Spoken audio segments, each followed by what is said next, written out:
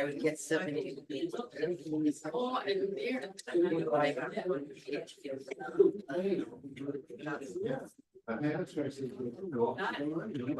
That cost a lot, it's like.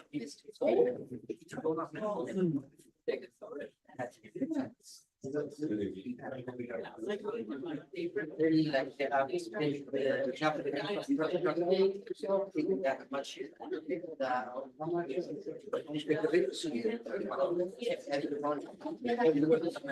the same time, they were not power. Yeah. Oh my God. I was just like, Yes. Luckily, solar power. I don't want to make money off. I don't want to make money off my rent. Your house. Solar panel, you can. Yeah, I've seen houses in the city, they have solar panel. I just got paid to do the elements of it. Oh, nice. Everybody gonna find it? They have to found it. Get it.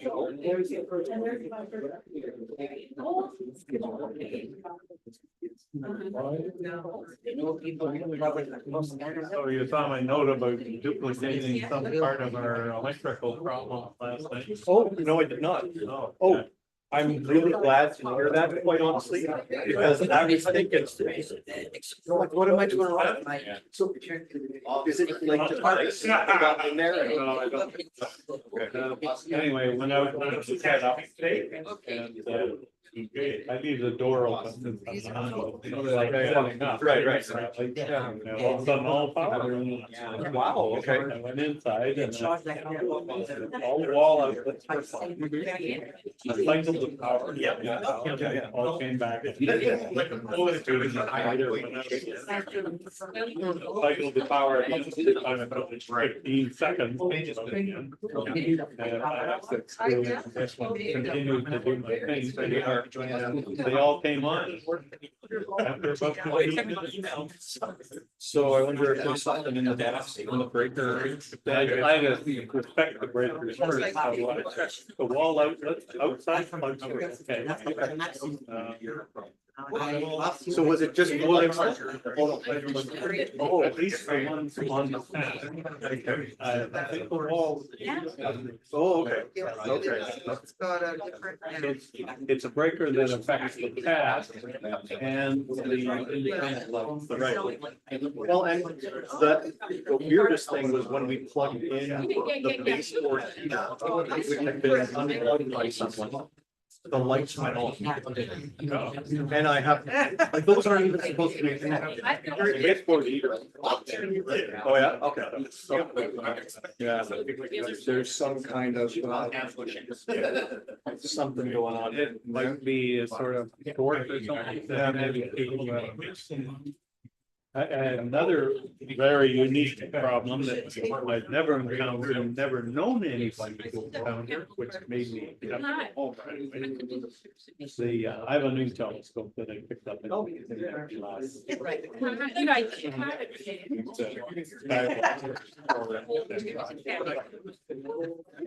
cable with rings, and the rings are very tight. Yeah, and I used it. Right. And the temperature hits 2 degrees. All rings won't go over the 2. Oh, no. So I went looking, and it turns out the Skywatcher had problems with rings that were too loose.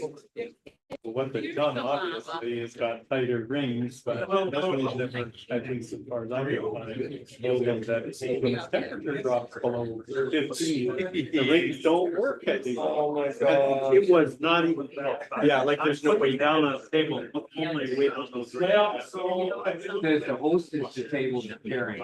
Oh, sorry, I took it back so I could start the stream. Yeah, no problem. So now you can be host again. Okay, yeah, thanks. Let me do that. Excuse me? Okay, you're a host. At the next stage. Hey, how are you? Yes, I. Good. Oh. You see her, yeah, small. You know, That's pretty freaking cool. Oh, yeah, that's awesome.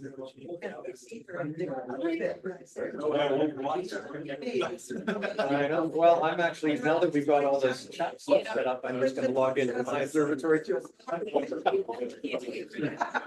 We have a generator out there right now because the, some lights got into the solar charge battery box. There's our father. I guess they are. Yeah.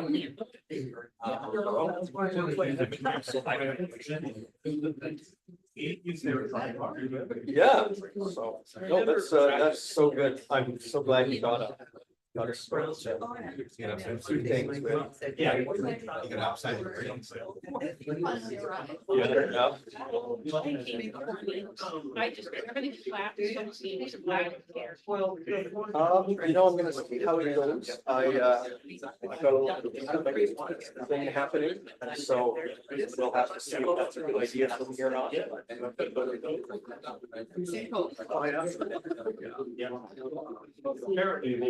I had a, Bunched up like that. Oops, Well, no, the no, thing is, I did. had a,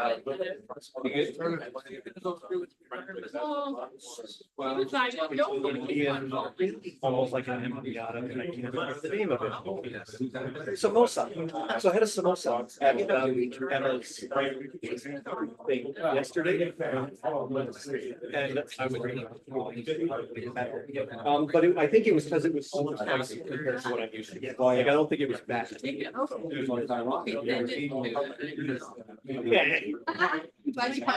Yeah. Nice. That's awesome. That's awesome. Yeah. Yeah. They're kind of expensive. So well, Get all that. Oh my gosh. That's amazing. Well, those are kales. I can craft things. Oh, nice. Yeah. I make dishcloth. Okay. Scrubbing. I make nothing. I make carbon dioxide from oxygen.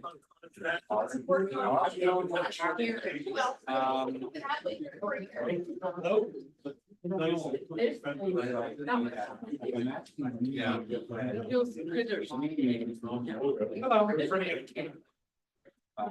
Found that.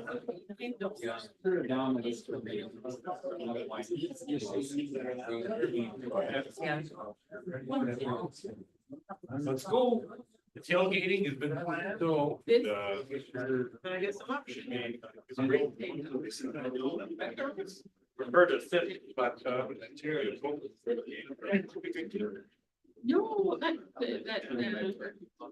oh, you want that one instead of that? Okay. Okay, I'll just take that one. Listen to me. I don't know.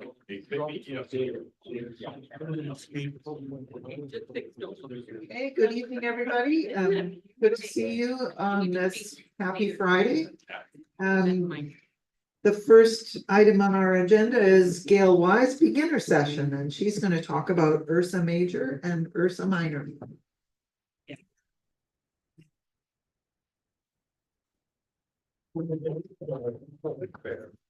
Just noticed we have the microphone the wrong way. 1 minute. Yes. Look at this, a lot of lights, you can turn the lights right down. So you can see. This work.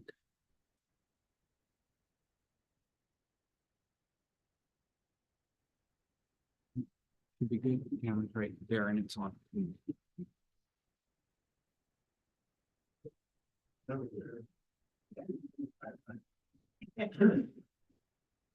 we gonna leave the lights on or off?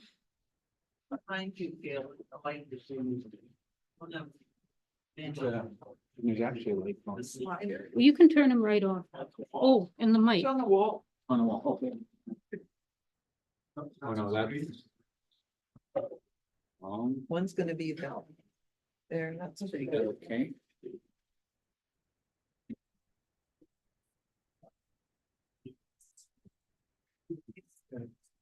I got the progressives now.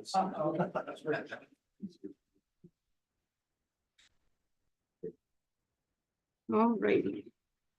Am I on? Can you hear me? You're on. Yes. Okay. Ursa Major is a constellation of the northern hemisphere, and for us here in Winnipeg, it never goes below the horizon. It contains the group of stars that we call the Big Dipper.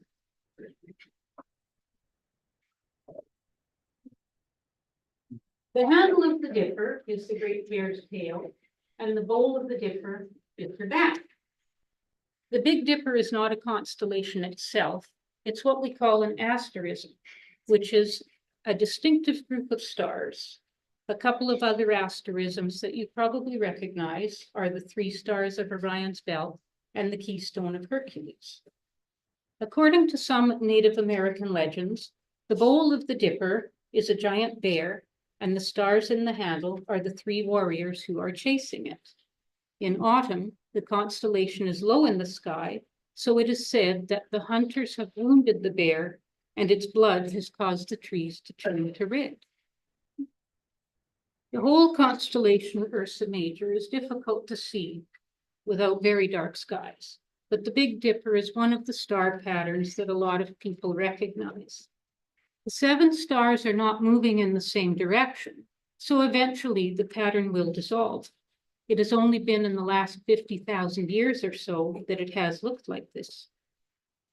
This is another constellation that concerns Zeus, the king of the gods. The goddess Artemis had as her followers a group of young nymphs. One of these nymphs was Callisto. Artemis required these nymphs to have complete purity. Now, Zeus was in the habit of seducing young maidens, and eventually he got around to Callisto. Zeus took the form of Artemis to approach Callisto, and somehow he managed to have his way with her. When Artemis found out that Callisto was going to have a baby, Artemis sent Callisto away. Even worse, Zeus's jealous wife, Hera, found out about all of this, and she paid Callisto a visit after the baby had been born. Screaming insults, Hera grabbed Callisto by the hair and pulled her down to the ground. As she lay there, dark hairs began to sprout on her arms and her legs. Yes. Just gonna turn. That didn't work, sorry. Callisto's feet and hands turned into claws, and her beautiful mouth, where Zeus had kissed her, turned into jaws that could only growl.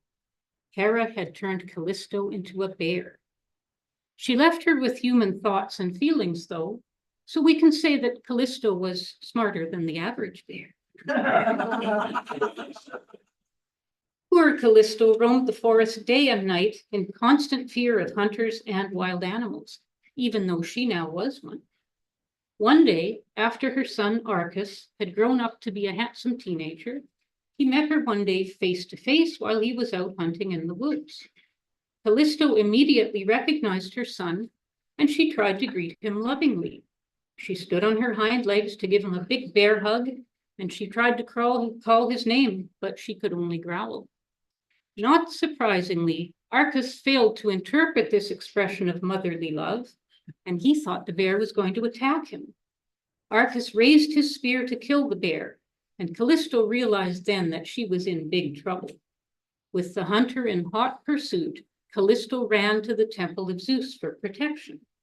And Zeus just happened to be looking down on this scene from his position on Mount Olympus, and he instantly changed Arcas into a bear too.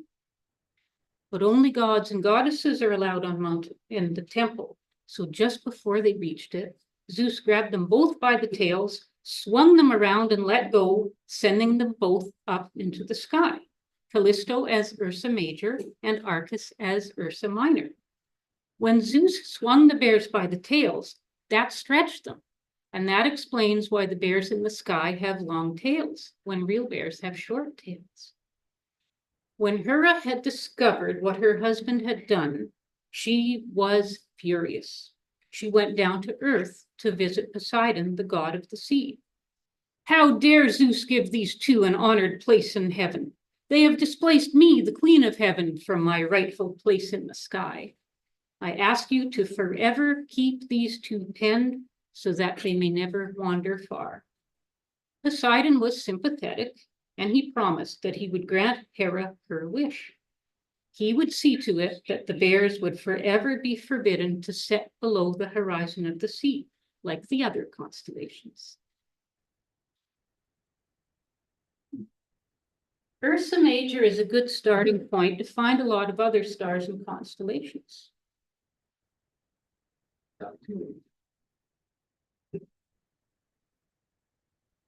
There's Ursa Major. If you draw an imaginary line from Meerac to Ube at the front of the bowl and go up about 5 times that distance, you will come to Polaris, the North Star. Now imagine a line along the handle of the dipper and follow the arc to the very bright star Arcturus in Boethius the herdsman. Continue the arc further, and you will come to another bright star, which is Spica in the constellation Virgo. And you can remember this very easily by saying arc to Arcturus and speed on to Spica. For your Explore the Universe observations, you will be looking at Dubé and Merritt. Now, follow along the line of Megrez and Dubé along the top of the dipper. You go way to the west, and the next bright star you will see is Capella, which is the brightest star, and Varga, the charioteer. Now draw a line from Megrez to Meerac diagonally down to the bowl, and you will come to Castor, which is a bright star in the constellation Gemini, the twins. Now follow these two stars, Megrez and Vecta, going down, and you will come to Regulus, which is the heart of the field of Lion.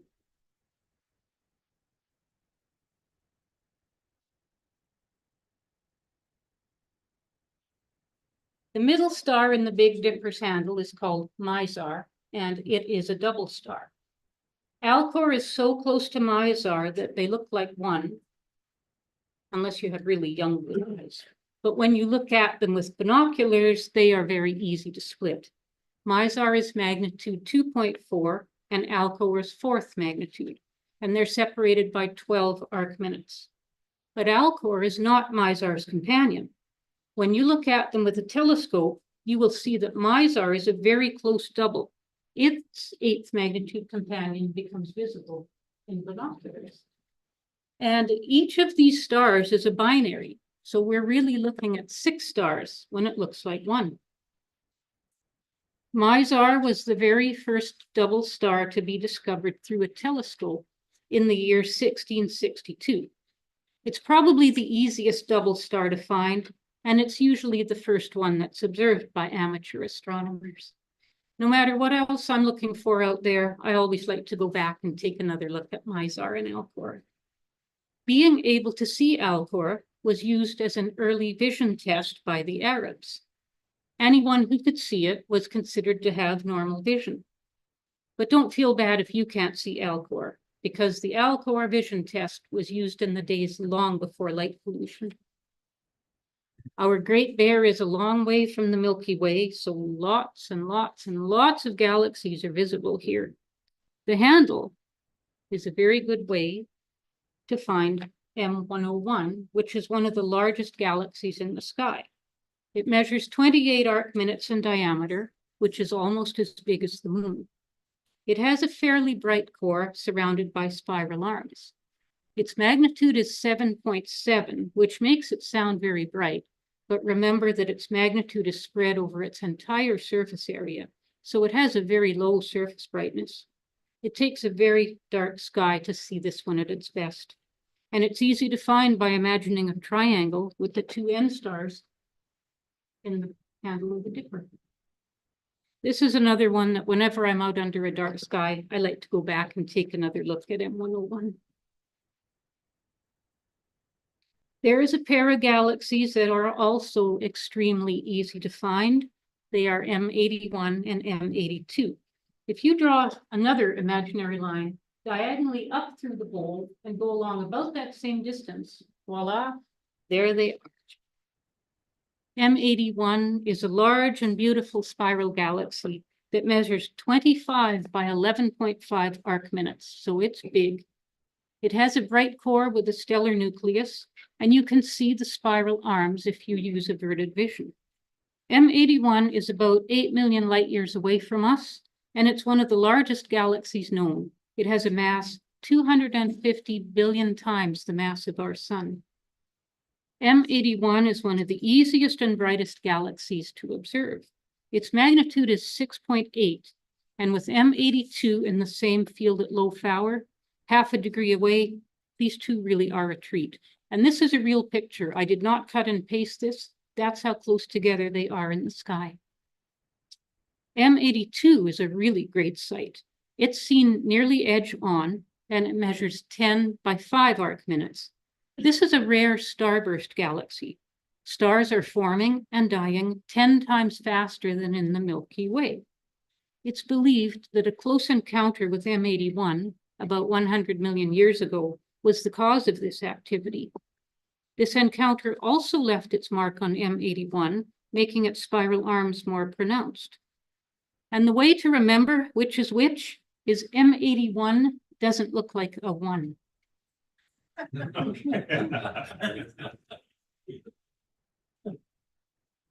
M97 is a large planetary nebula that's known as the Owl Nebula. Now, why can't we move this thing? There. It's more than 3 arc minutes in diameter, and it appears as a gray puff of light, slightly brighter in the center. In large telescopes, under a very dark sky, using averted vision, you just might be able to see the eyes of the owl. The nebula is magnitude 11.2, which makes it one of the faintest Messier objects. The nebula is formed by the shell of its central star, which is still expanding. The Owl Nebula is estimated to be about 6,000 years old and 1,500 light years away. There was an animation that was supposed to come through there. It was discovered by Charles Messier's friend Pierre Méchain in 1781. And you can also see 2 galaxies in this image. There it is. That's the owl and the pussycat going to sea in their beautiful pea green boat. Oh, there's one galaxy up there and another little one down there.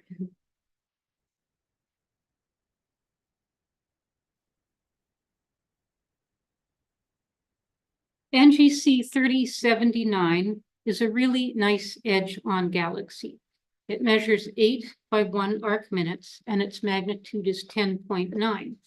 It has an obvious bulge in the center, and the ends appear to curve in opposite directions. And you can see another little galaxy down here. That's NGC 3073.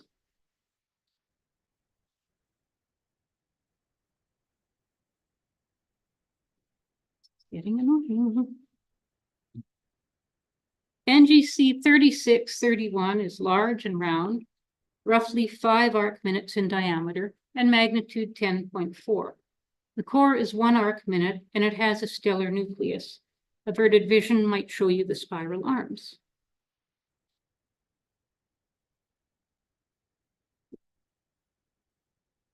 NGC 2841 is another nice spiral galaxy right by the Great Bear's Toe. It's pretty bright for a galaxy. Its magnitude is 10, and it's fairly large. It's 8.1 by 3.5 arc minutes. This one gets brighter towards the middle, but you'll need a 12-inch telescope or larger to pick out any details like the arms. The constellation Ursa Minor contains the group of stars that we commonly call the Little Dipper. The handle of the dipper is the little bear's tail, and the dipper's bowl is his tummy. Actually, this is all that there is of Ursa Minor. There's no bear shape around it like there is with Ursa Major. It's called the Little Dipper because the shape of its stars resembles the Big Dipper. Ursa Minor is almost completely surrounded by Great River Dragon. And until the 6th century BC, Ursa Minor was the wing of the dragon, but this has long since been forgotten. I think that's pretty cool. Can you see that as the wing of the dragon? To the ancient Egyptians, Ursa Minor was an enormous hippopotamus, probably because they did not know about bears in ancient Egypt. Sometimes it was a crocodile who devoured the dead who had lived a life of dreadful sin. In Babylon, it was a leopard.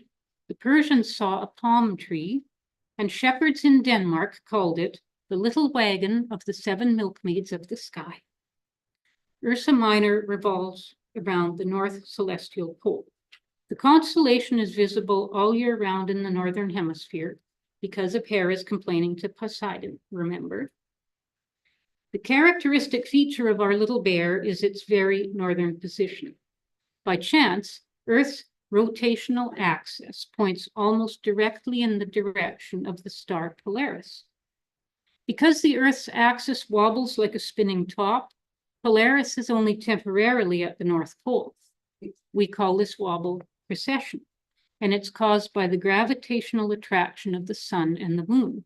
It only happens because the Earth is not quite a perfect sphere. So 14,000 years ago, Vega was the North Star. 6,000 years ago, when the pyramids in Egypt were being built, it was Thuban, which is the 3rd star from the end of the tail of Draco the dragon.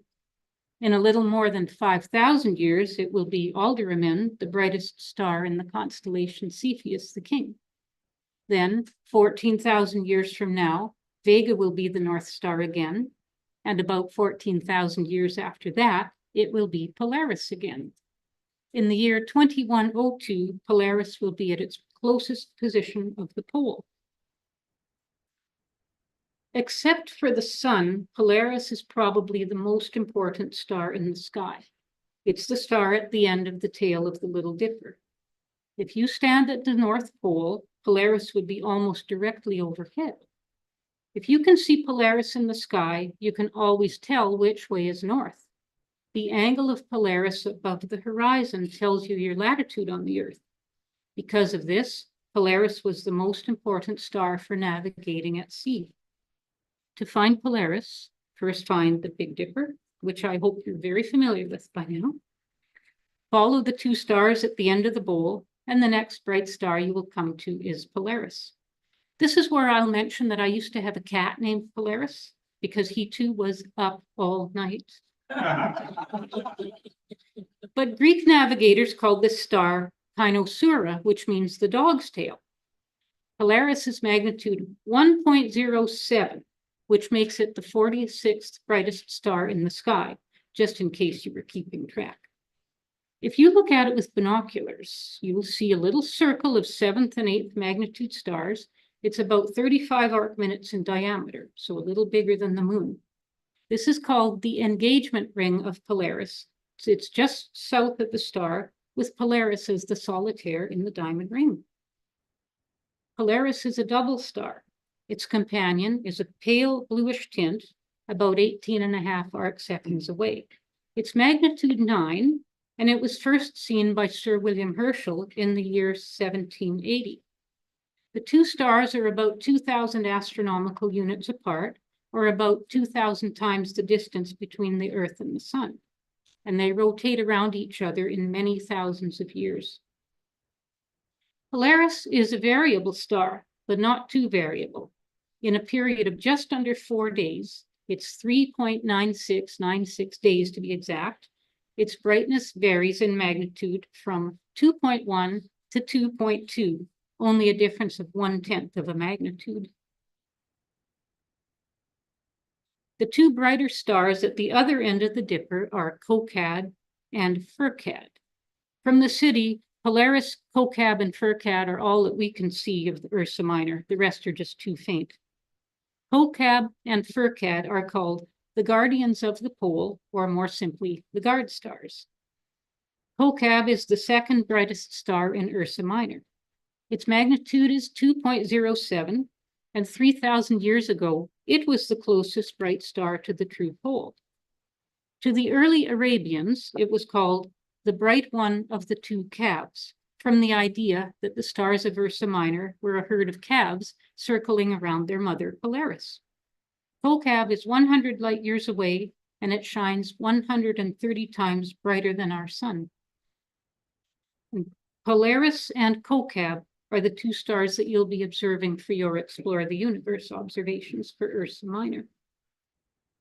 The third brightest star in our little bear is Furcad, from the Arabian meaning, the dim one of the two cats.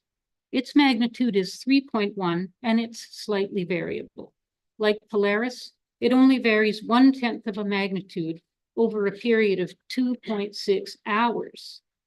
Furcad is a bright orange star. Its number is 13 Ursa Minoris, and it makes a nice double with 11 Ursa Minoris, which is a blue star 17 arc minutes due west. These two stars are not a true pair. They just look like it from our line of sight. Furcad is about 270 light years away, and its luminosity is 330 times the brightness of our sun. And there are quite a few galaxies in our little bear, but they're very small and very faint. There's one that's on the Herschel 400 list. It's NGC 6217. This one is listed as 1.8 by 1.2 arc minutes, but to me, it really looks a lot bigger. And it's really easy to find. If you draw a line between these two stars, it's right on the line. It's not quite in the middle, but it's very close. So if you scan around just a little bit, you should find it. Another one of these galaxies is NGC 6068. This one is right on the line between this star in the bowl and that star first in the handle. And it's about a third of the way up. So that's another one that's kind of close.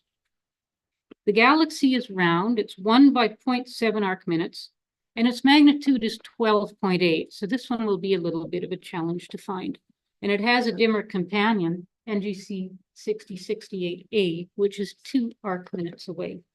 The companion is only 0.9 by 0.2 arc minutes, so it's really teensy, and its magnitude is only 14. So if 6068 is just a smudge in your telescope, good luck looking at 6068A. Here's another nice looking spiral galaxy. It's NGC 6939. It measures only 0.9 by 0.5 arc minutes, and its magnitude is only 13, but it's kind of pretty anyways. And here's another nice looking galaxy, NGC 6324. This one's a little bit bigger. It's 1 by 0.6 arc minutes, and its magnitude is 12.8. With a really dark sky, you might be able to get a glimpse of some of these, but they look like they'd be kind of easy to find if you line them up using the stars of Ursa Minor. Here's a nice looking spiral galaxy, but it's very small and very faint. NGC 6331 is only 0.6 by 0.4 arc minutes, and its magnitude is only 15.6. You will need a really big telescope and a really dark sky to even glimpse this one. And it looks like it's part of a cluster, but I couldn't find any numbers associated with all the rest of them. Traditionally, amateur astronomers have used Ursa Minor as a rough guide to the clarity of the sky. If you can see the 5th and 6th magnitude stars clearly, it will be a good night for observing. Since our bears are visible all year round, you can get to be quite familiar with our friends, the great and little bears. What's really nice about Ursa Major and Ursa Minor is that you can observe them at any time of the year. You don't have to bear any really cold temperatures. Ha ha ha. The end.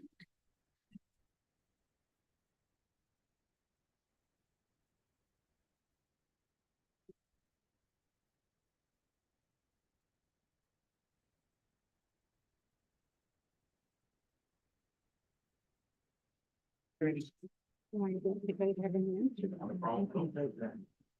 want to keep the laser up there? Just a cheap one, just right here. Thanks very much, Gail. I think you have inspired me a little bit to learn quite a bit more about star hopping, because the instructions, at least with those two constellations, seem that even I could handle it. Because I can find those constellations. You have to know somewhere to start. Okay, you should be okay. Oh, seems to work. Okay. All yours. Yes.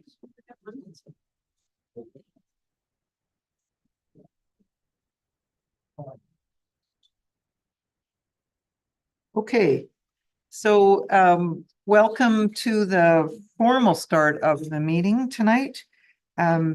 We've all heard gAIL's talk, or most of us. And as I said, star hopping seems to rise in my list of what's useful and what I should be learning next. And why isn't this moving? Ed, I'm going to ask you to. Sorry. I can start with a land acknowledgement though, which we have begun to start the meetings with. The lands from which our members and guests are joining us are located on original lands of Anishinaabe, Cree, Oji-Cree, Dakota, and Dene peoples, and on the homeland of the Métis people. We respect the treaties that were made on these territories, acknowledge the harms and mistakes of the past, and dedicate ourselves to move forward in partnership with Indigenous communities in a spirit of reconciliation and collaboration. And I might add just a note that with the passing of Murray Sinclair, this kind of thing now seems to be part of most meetings in the public domain. And I think even that is a major change in what I grew up with, what many of us grew up with in the world. I think the land acknowledgement irks some people, but when you hear someone who has lived through becoming in their own mind aware of history, it can be quite moving on its own. So thanks for listening. Now what still isn't, unless I'm pressing the wrong button. You just want to see if it's press the alt. I want to change the slide.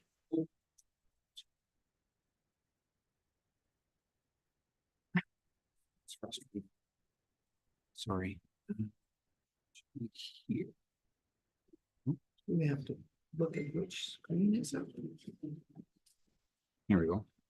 Okay, is that the You're- next one? Which one? Yes. This is page up. There, Oh, and that's I was page probably down. pressing the wrong buttons. Okay. Okay, so I'll give a few announcements and then we'll have what's up, what's new, take a bit of a break and have the main presentation whose presenter is Mike Karakas tonight. And then you're all welcome to join if you feel like a late nosh would be a useful thing at Boston Pizza on Pembina Highway after. So just a few announcements. The Lockhart Planetarium at the University of Manitoba is back to having its open houses. Well, it's been back for a while. Danielle, the director of that, is at the back and she's going to be speaking. If you have questions about the program, I would address them to her, but I think it's, if we just remind people, it's the third. Sorry, it's the last Wednesday of every month. Okay. Okay, last Wednesday of every month, 7 p.m. Fundraising committee, we're now holding on until the holiday party, I believe. Wing, did you want to add anything at the moment? Yeah, just that, the 2025 telescope for kids, All right. it's ready. It's kind of soft launch right now in the sense that you could go to GoFundMe and you could donate. And I'll put some of these posters. Anyone remember these things? There, looks good. I'll put this up there as well as the. Thank you. Okay, so Telescopes for Kids is a program we've had for 5 or 6 years, I believe, maybe not quite that long. And typically we give school children who apply and win a prize, a small telescope or even a fairly substantial telescope, depending on their capabilities and eagerness. Stan Runge is coordinating the Explore the Universe program. I don't believe he's here tonight, is he? No. Telescope Loaner program. Mike, did you want to say anything about it? Mike is the coordinator of that program. We have not, sponsored what's in the also to purchase any also. Well, that would be the start of it. So it's this will work now, it'll be well, yeah, and then we got it's in the works. That's a different chapter for Orange Bowl, right? It's the first school building. That's good. Yeah, a lot of people are getting into e-scopes. I think it opens the door into astronomy interests, getting a substantive picture. And it's got its pluses and minuses, but they certainly are very interesting to use. Stan Runge is also coordinating some workshops and is planning one, not sure quite yet of the date, on star hopping as a way to find objects in the sky. And he's going to be looking out for a few volunteers to sort of test run the first part of the workshop that he's been working on. So in December, maybe you'll volunteer directly to him, or you can drop him a note on email, or don't think he's on Facebook, but you could see what he might be wanting, just to explore how well the workshop is laid out and whether it gets people in the know about how to find different objects. Scott Young and Dennis Lyons, our president, they've formed a nominating committee and they're seeking nominations. The elections will be held in March, but nominations need to be announced 60 days or some significant number of days before the annual general meeting so that you can prepare for a vote, and that will be formally announced. But if you have ideas for a nomination, or if you're interested in volunteering for a position on council or as a member of the executive, you can see me or Scott after the meeting or during the break. Member observing night has been usually the day after the meeting, but I believe this month it will be in a week. It's tomorrow. It's tomorrow? This Oh, is the first oh one. yes, In this fact, the first month that it's going to be normal because it's the first quarter, last quarter, last.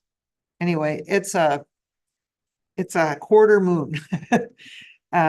So the night sky will be good. Some in the fall we had meetings very close to full moon, and it kind of wasn't a great time to have it next to the full moon. Wing is going to be hosting that. Wing, what time would you like to start that?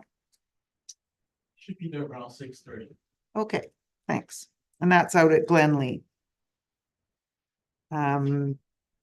Calendars are all, we ordered 30, they're all sold, spoken for. We haven't yet heard that they're shipped. There's some delay with National about the printing and that kind of thing. We're hoping that we can bring them to the next meeting, but we'll try to get everybody their calendar before the turn of the year, that's for sure. So this is one of the informal announcements of the annual general meeting date, 14th of March next year, when the main events will be the elections for the next council and the financial reporting. And the date will allow us for the completion of the formal financial reports and the filing of the income tax and that kind of thing. Wing talked about the Telescopes for Kids program. I encourage you to at least look at the program on the website, and the Facebook page has the announcements also. The holiday potluck, council has put the date of that at January the 18th, which is a Saturday. The meeting is the weekend before, the Friday before, like a week before. And the members observing night is the week after. So that sort of spaces out the events in January for RASC. I know some of you may be away on your winter holiday in a warm climate. Don't worry about missing the party. We'll eat your cake. The next meeting is December the 6th in the Schultz Lecture Theater, which is the usual place for these meetings. There is a small chance now that the meeting might be in a different location, but we actually haven't pursued changing that. So I think it's very remotely possible. This is just a little primer on groups.io for new members or for members who are reluctant to be part of a group. This is the way that we're sending information to the membership.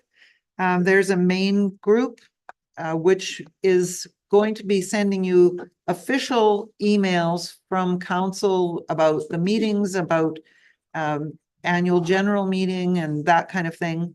But there are many subgroups. There's a general forum for general discussion. There's an astrophotography group. There's a astro sketchers group. There's an equipment group and other things. So that's a way to just kind of get to know people and what they're doing through this email group. And you only get the emails that you sign up for. Okay, members observing night is tomorrow. Got to change that yellow and blue. And the next speaker now is Bryan Stach, doing What's Up.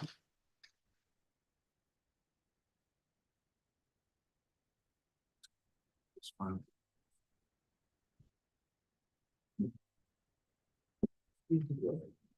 Sorry.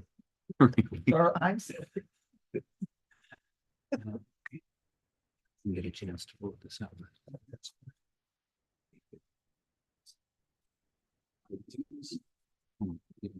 Yeah, laser pointer. Yeah, just the cheapie. It'll work.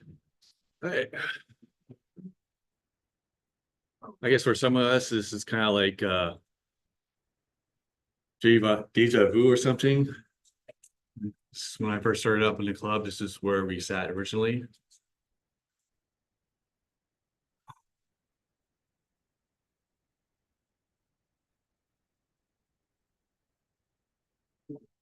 Let's bear, I'll be over it too. Okay, so. Trying to focus here on what I'm doing. Am I distracting you? That's not it. There we go. Okay. Yeah, well, yeah. How does I advance it just straight to the path? It's these ones here. Up and Here. back. Oh, okay. Yeah, that's up. All right, look, that's up and then that's going down. Yeah. But I can just hit that right, just moving forward. Okay. Yeah, I guess. Okay. On day. You tell me. How many fires I had at work? Try and put them up. Okay. Okay, so we're good. Can I pull this? Yes, you can. So it has other stuff. Why is this? Slideshow. Is it F5? Where is this F5? There we go. Okay, and I think you're on. I think you're good. Okay. Hi, everyone. Okay, well, let's find out what's up for this month for November 2024.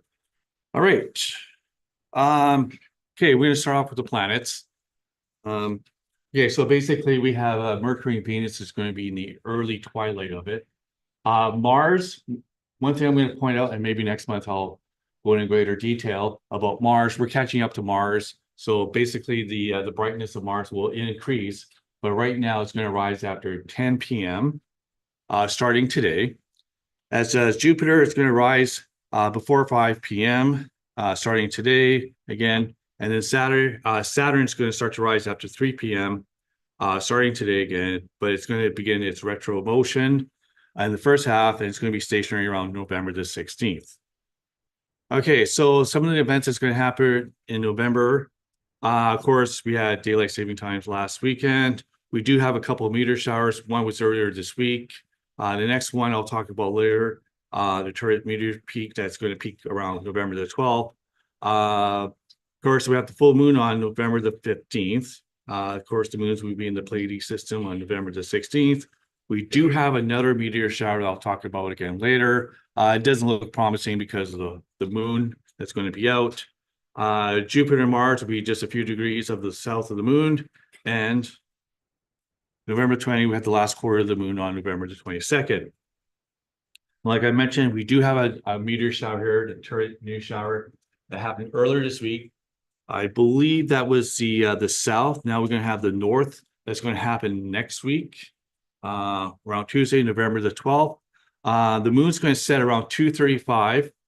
Well, 2:34 a.m. So it's, yeah, ideally that's probably the good time to actually view the meteor shower, but unfortunately, most of the time it's going to be occupied by the moon, which is going to wash out much of the sky. Okay, so starting tomorrow again with the members tonight, as you can see here, we have what I really like is the Orion constellation M42. That's one of the better objects when I started off in astronomy.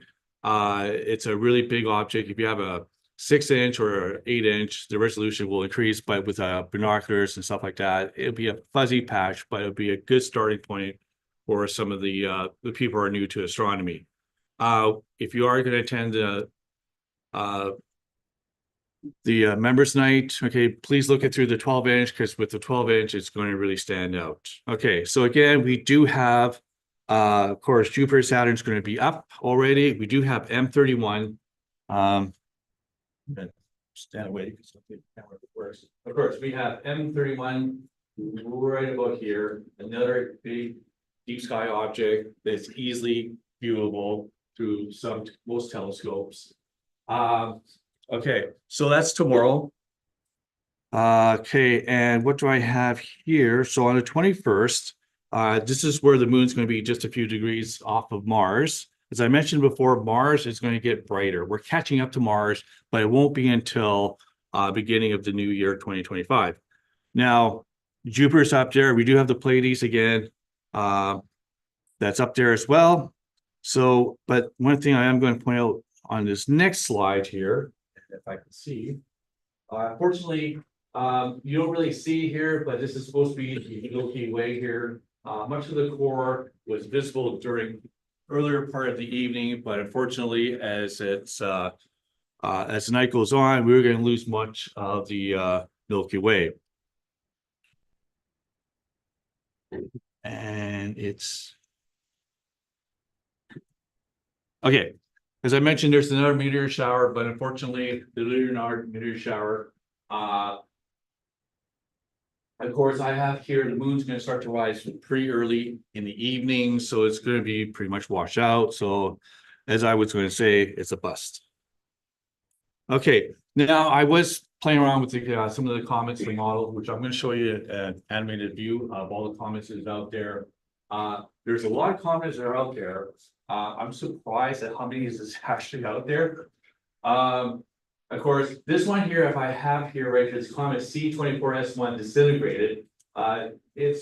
We're approaching it, but it says disintegrated, but all the other comments are moving away from us. I'm just kind of shocked. If I go to the next slide, you can see here we got quite a few comments here, and I'm going to get the animation started going. Hopefully this works. So again, we have quite a few comments here. Disintegrated one is right here. It's going to approach us. You can see here Earth and Mars. We're catching up to Mars right up here. We have another another comet here, and of course the famous one, Chichan, that was quite famous a while back. Now, is this playing? No, it's not.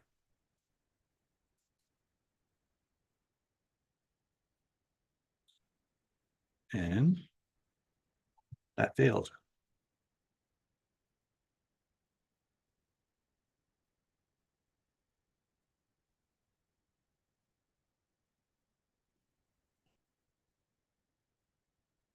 Yeah. Oh, okay. I see it. Yeah. Because what's supposed to happen is I'm supposed to hit the space bar. Hit the space bar again. That didn't work. Okay. This is not working. It worked well at home. And I was practicing, trying to get this all timed out. And we're just going to go with this. Okay. Okay, what I want to show you again, we see, and of course, it's on the presentation mode here. So we got a lot of comments here. What's going to happen is I'm going to spin this model around to show you that the other model, the other comet that is approaching us. I know it says disintegrated, but you know, comets are unpredictable. We just don't know, but it's going to pass Earth really close. So,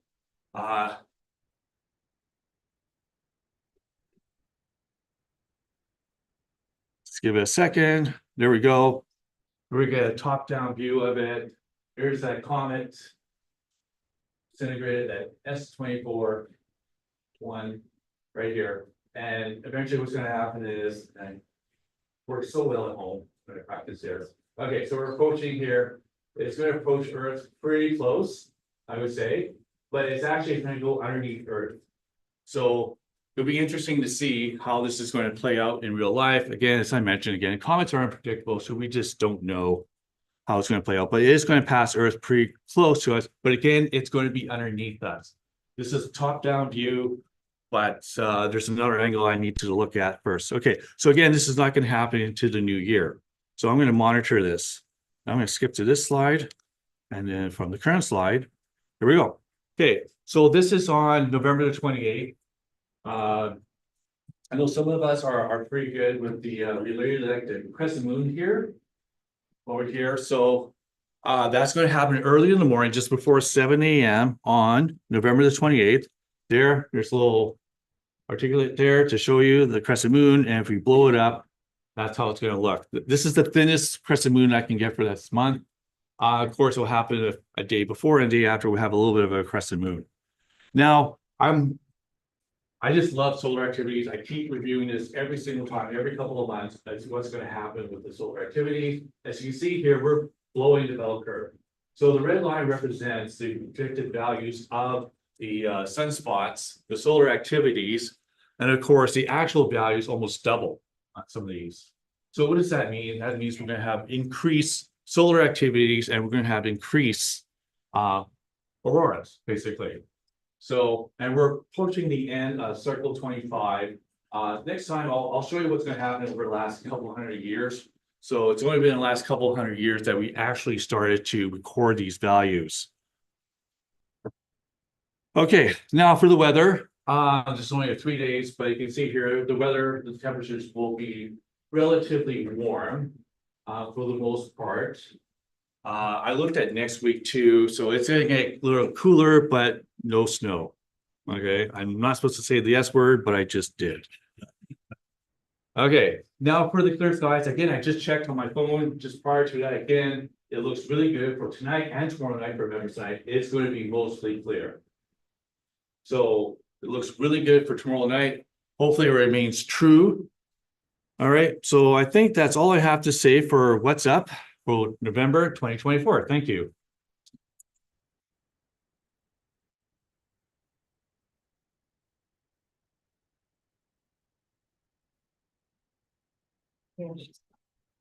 Thanks, Bryan. Anything? Chip. Thank you. I would, thanks, Bryan. Now we'll just load talk for Danielle. And we'll be starting with what's new. There you go.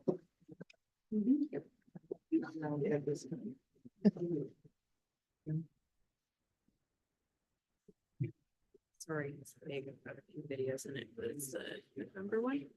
Is that the PowerPoint? Yes. I know. Sorry. It's okay. I put a bunch of videos in there. I'm sure it's got lots of value in it. It's gonna be great. It's gonna be awesome. I hope the videos work. They should. If they're in the PowerPoint. Fingers crossed. Yeah. Let's see. Oh, and I think I can just. Oh, yeah, sorry.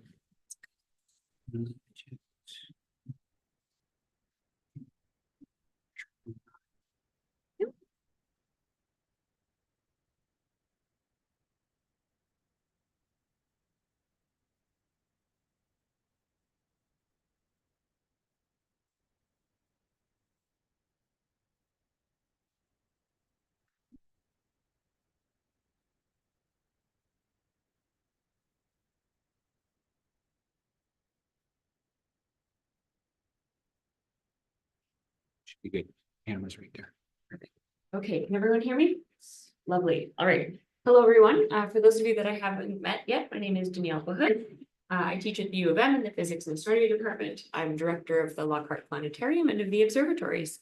And so I'm delighted to be here today to tell you about what's new.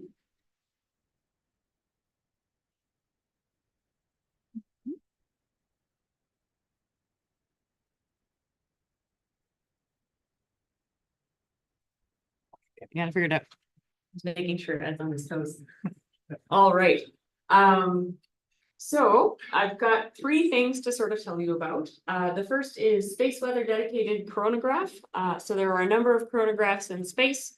Those of you that have heard me speak before know that I really love the sun. And so recently there's a dedicated space weather coronagraph. So its only job will be for forecasting. We'll talk about that a little bit. There was a new discovery about a stellar companion around a black hole in Cygnus. And then I'll give you some updates about what we've been up to on the university part of the Glen Lee site.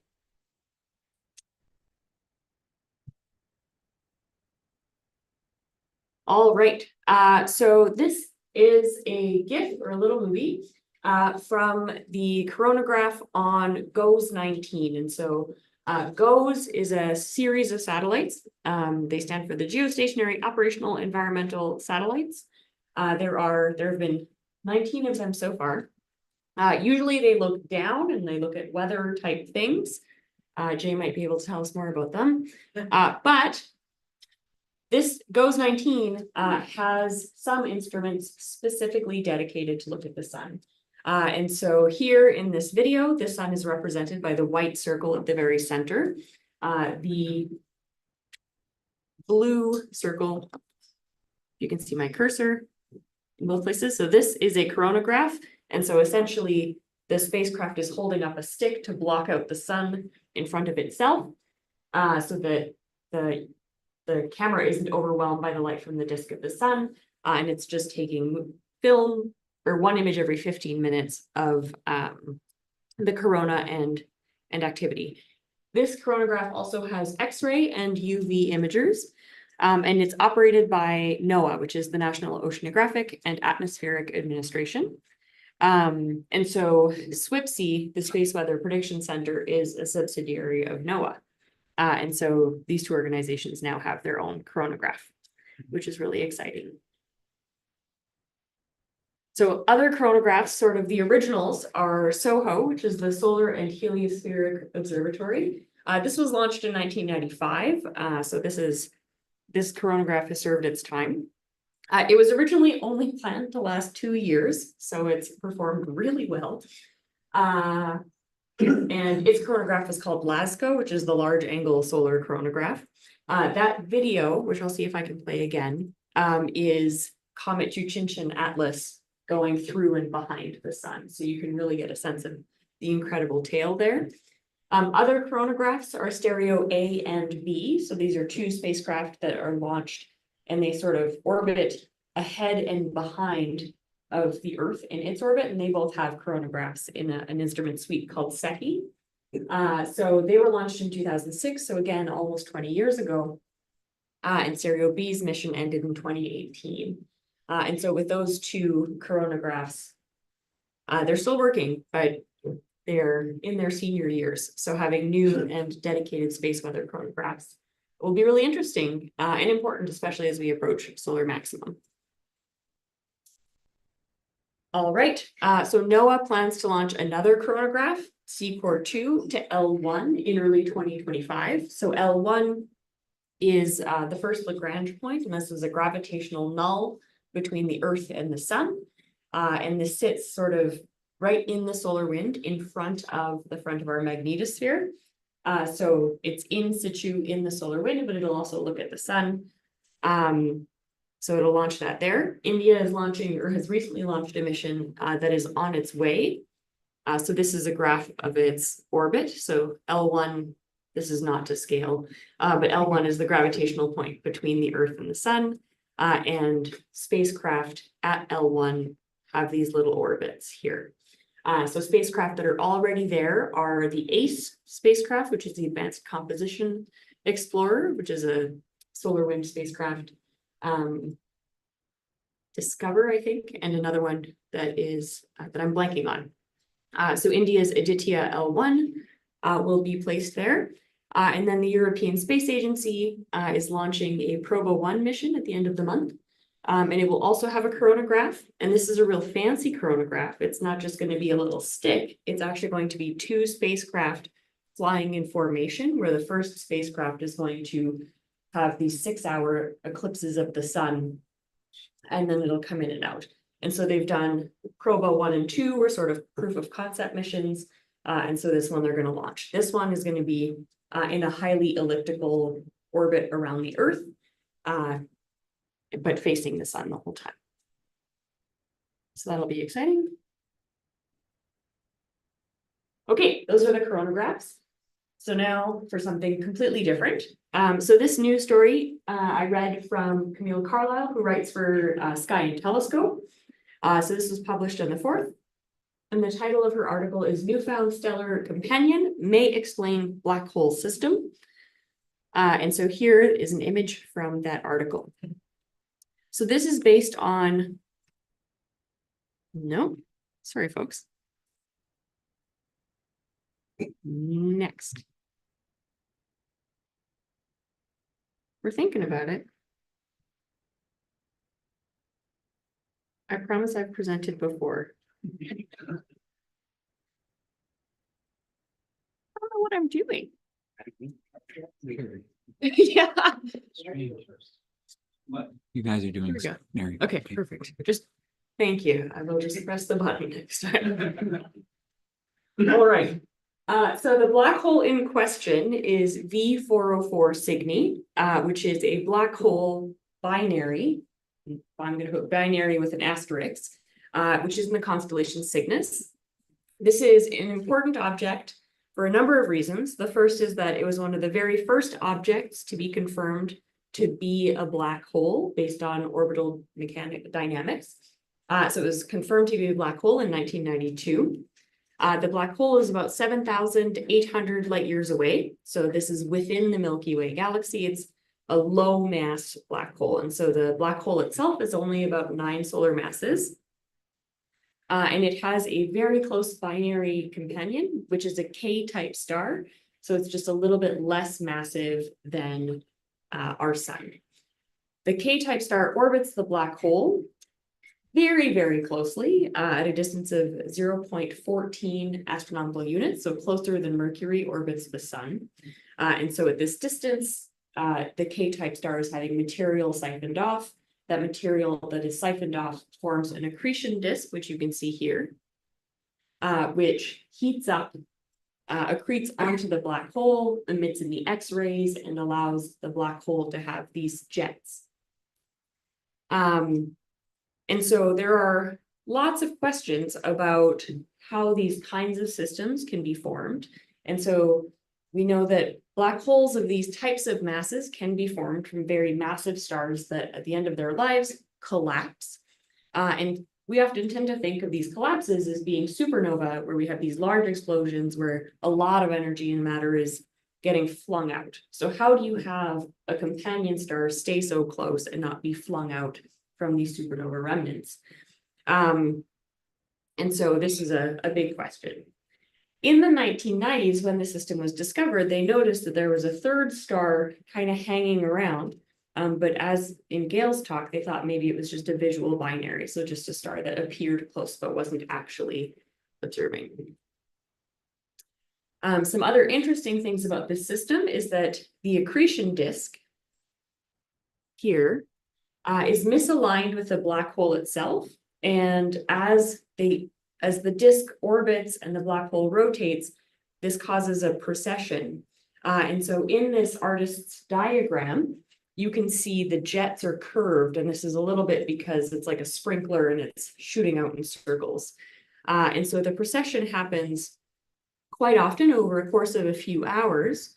Radio images, which are really good at seeing the jets, need long exposure time, so it's hard to get good images of this, but there's a recent paper from 2019 that has sort of an animation of short exposures in radio that show the jets processing. This accretion will also cause novae explosions, so things will flare up and brighten up in this system.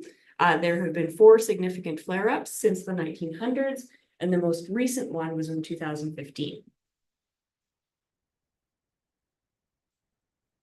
Yet another interesting thing about this system is that there are X-ray light echoes coming off of it.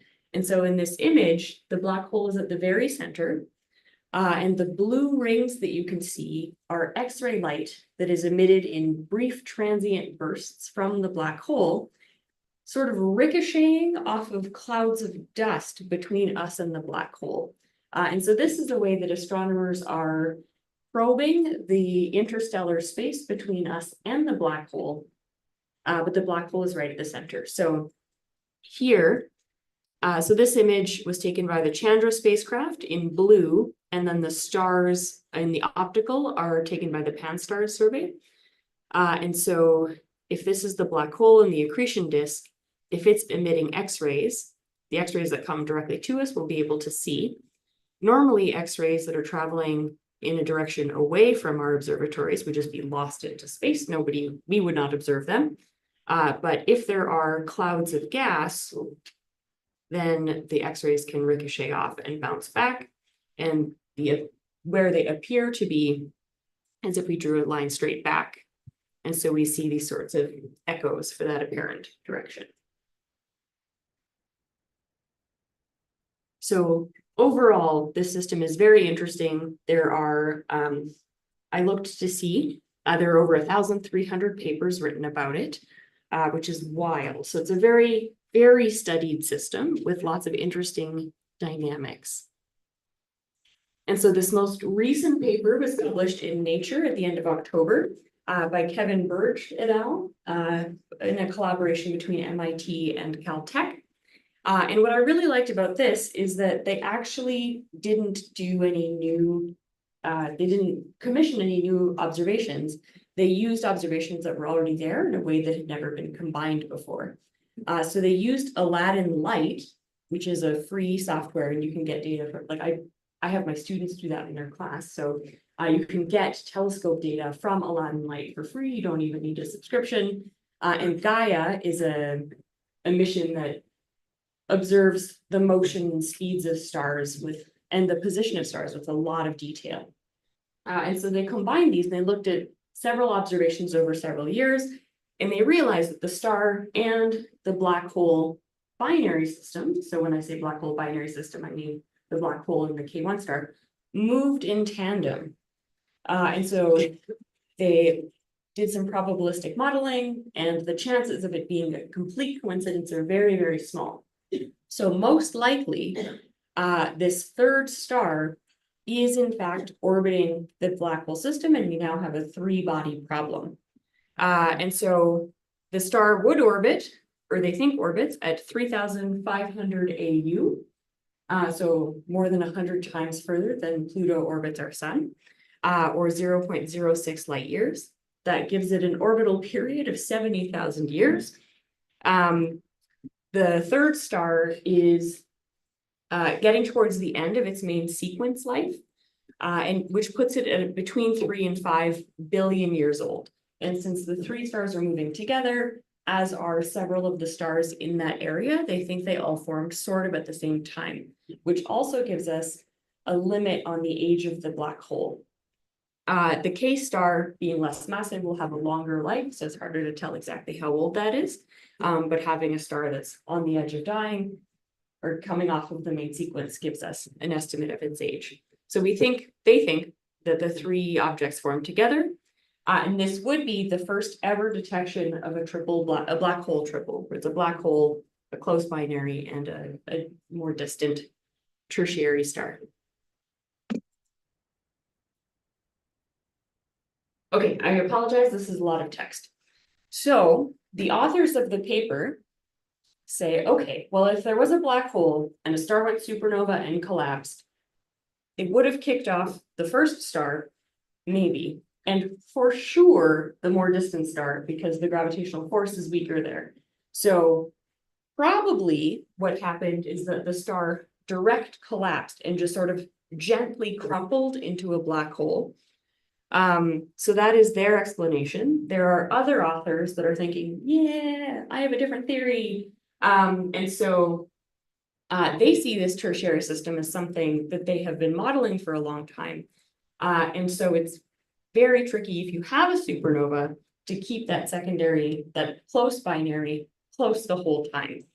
And so this competing theory is that you start with 3 stars. And one of them is closer, the other one is much further away. And then the gravitational interaction between the 3 stars causes all of their orbits to be very dynamic. And so you get this sort of gravitational kneading, and the elongation or the eccentricity of the orbits and the inclination of the orbits is changing as a function of time. When the most massive star dies and goes supernova, it will shed a lot of its mass. So all of a sudden, one of the stars in that 3-body system has way less mass than it used to have. And that will have a big kick to the gravitational orbit, which tends to make the eccentricity of that second orbit much larger, which amplifies the evolution or the kneading, and then eventually it loses a lot of its energy, ends up in a very close binary, and then you have this tertiary that's kind of been kicked out to even further distances. So those are sort of the 2 scenarios that different authors are proposing.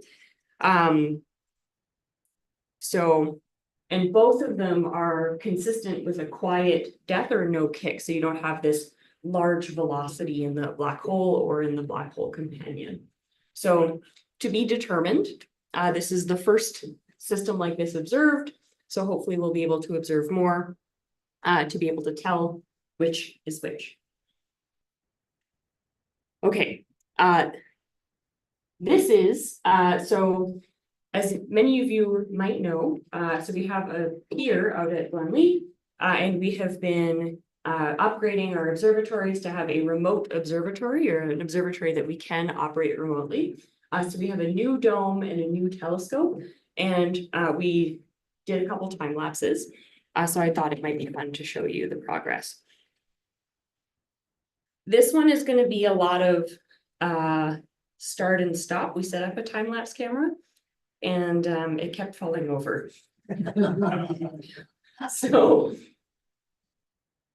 So that's why it jumps a little bit.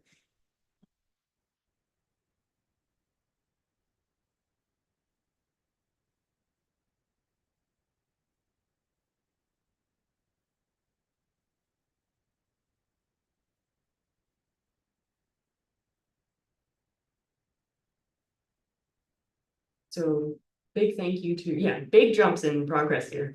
So big thank you to Bryan McIntyre, who's the student that put this together.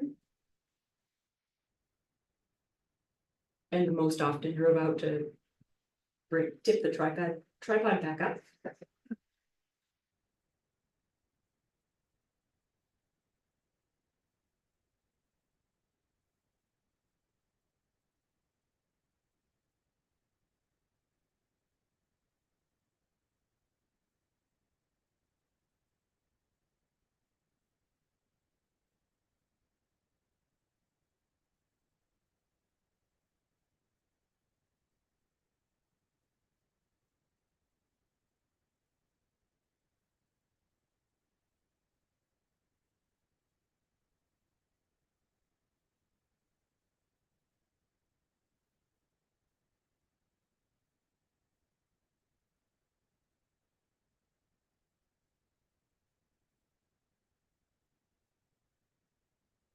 We're watching the shadows move. The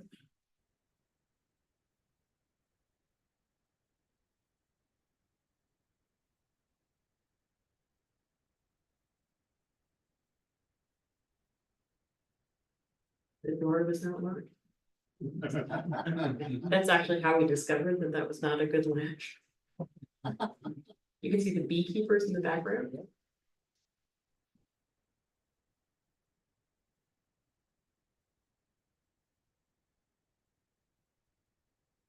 What's been really nice about the project is that we've had a lot of support, and some of our students have really taken the leading role. And it's been really wonderful to see the pride and excitement they have in building something like this.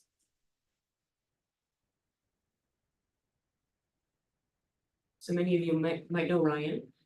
He's an incredible astrophotographer, and starting his master's in January, and so he's really done a lot of work on this. That's, yeah, I couldn't help myself. And I really did just walk by very quickly, and Bryan, who edited this, made sure that that one single frame was in there. Oh, that's not what I wanted. Okay, and then this Wednesday, we went in and installed the telescope. So we have Planewave CDK 350.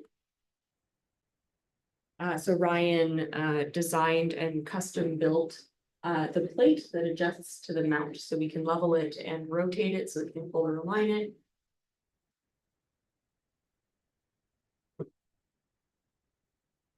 I'm a big fan of the time lapses for capturing process.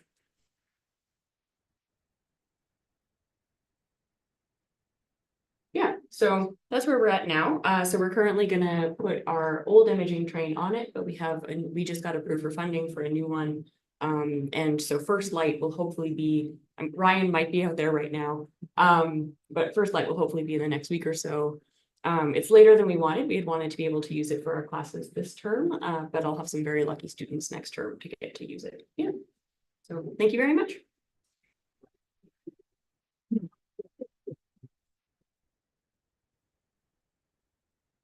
The question about the X-ray half circles around that. Yeah. System. There were multiple rings. It was more than just that one. So does that mean that there's multiple layers, or is it just bouncing back and forth and you see multiple echoes of it? Okay, great question. So Judy's question, for those of you that couldn't hear it, is that there were multiple rings. And so does that mean that there are that things are bouncing back and forth, or are there multiple layers?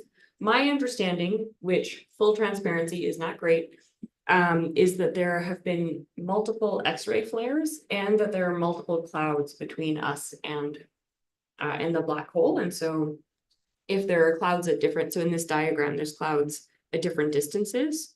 And so clouds at those different distances will reflect the different rings. Yeah. Any other questions? Yeah, Michelle. Sorry, what aperture telescope? Oh, sorry, I didn't say. The aperture of the telescope is 14 inches. Will it be robotic? Yeah, so we're having it be robotic. So we're gonna be able to. We had Dr. Woods hired a student, Mark, over the summer to build an interface. So we're hoping to be able to make it remote operable. So students in our 2070 and 3070 courses will be able to take it. Hopefully we'll make it available to, like, classes will have priority because it was funded with a teaching fellowship. But we're hoping to make it available to people that are interested. Yeah. Yeah, it'll be great. We also have an all sky camera going up, which I'm excited about. And yeah, for inside and outside the dome. So I'm gonna get some of Aurora. And then I'm gonna project it in the planetarium because it's already full dome. Yeah, so I'm pretty excited about that. All right, thanks everyone.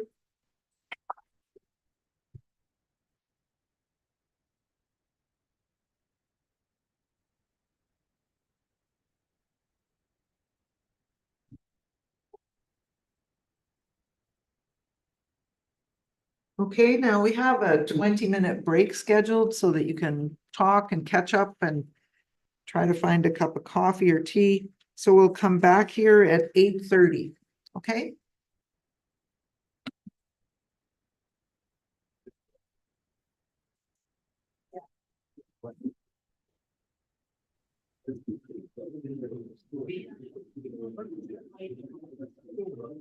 That was really good. You just did a good job sharing here.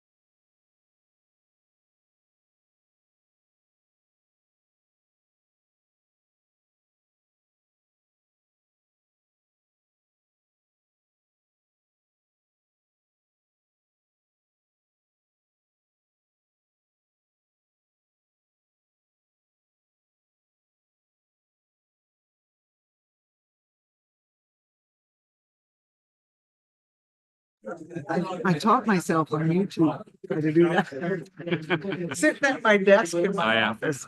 We're online now, by the way, just so you know, so no Okay. swearing. Okay, I'll just, can we minimize this or do we? sorry. That mic's talking. Oh, yes. Hang on.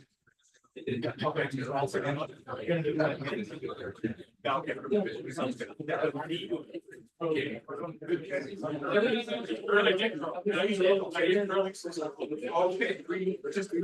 here he is. Does my little pointer work?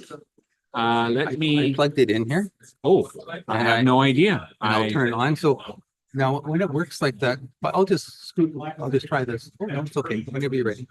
Okay. And hopefully no one else will see that. Okay, and it's this one here. Well, I don't normally do it this way. Let's try it. We'll share that one. There you go. So that's being shared and That's being shared. camera is on. And how about the speaker notes? If possible, it'd be good to have. I mean, I think I have it memorized anyway, but it's kind of nice to be able to have some. The main Some thing cues. to remember is you know what you want to say. You know what you want to say. You don't need that. Not especially, no. It just, Remember later, just say, oh, that's a There you good point, go. Judy. How did you, okay, that, think you have You to put a have. slideshow from the beginning. Yeah. And then just go to speaker notes down there, that Oh, little there one we at the go. bottom, the three dots. 3 dots. Yeah. Right there, and go to present, show presenters view.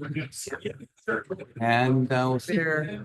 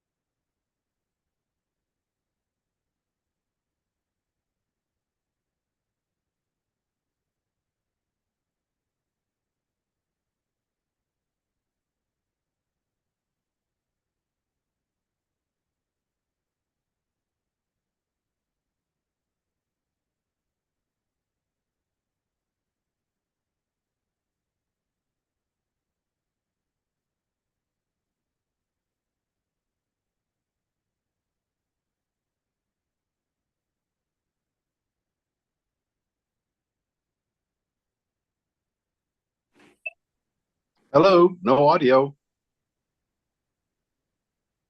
Yeah, there's. Yeah.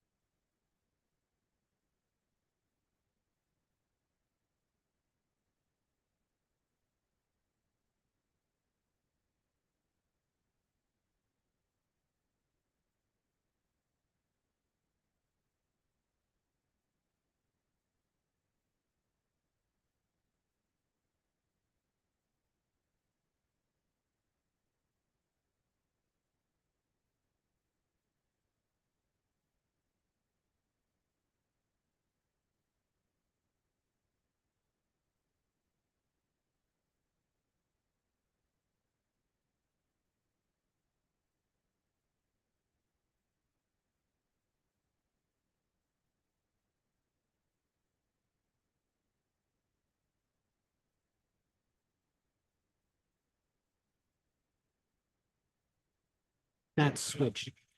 That should be better there. Sounds good.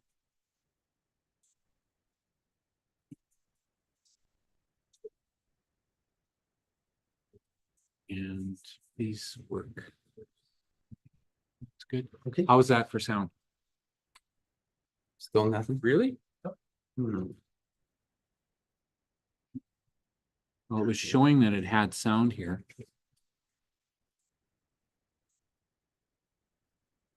Right there. It's showing the Yeti. Oh, okay, yes, they're good. Oh, we're good. Okay, good. Okay. This is gonna kill me. What am I doing?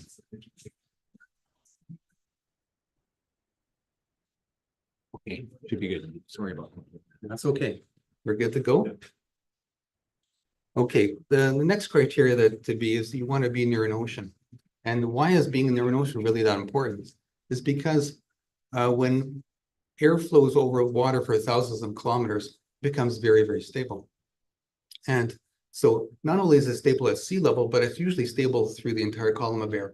And this stable air creates this lovely laminar airflow. And that is a key ingredient to excellent Arctic and sea conditions. So once you have these two items met, and now it doesn't want to advance for me.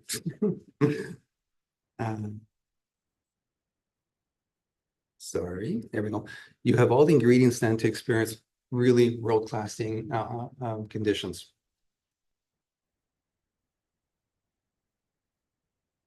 And the next reason to consider traveling is because the current planetary oppositions do not favor Canada.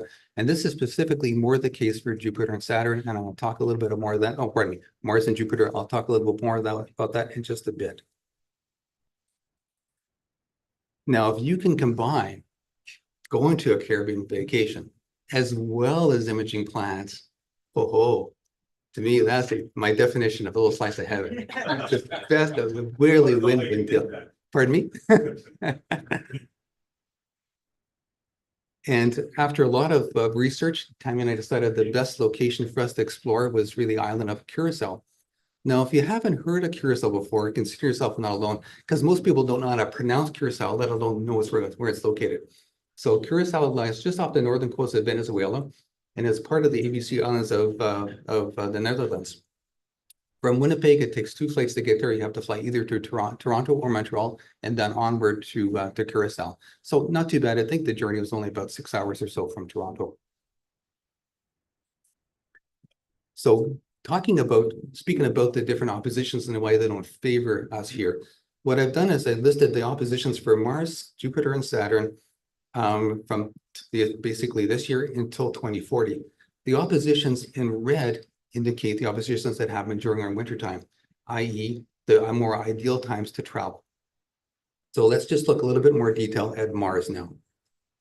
So from here, and that's the number that's shown in green, it is 64 degrees. Well, so it's extremely well placed in January at opposition.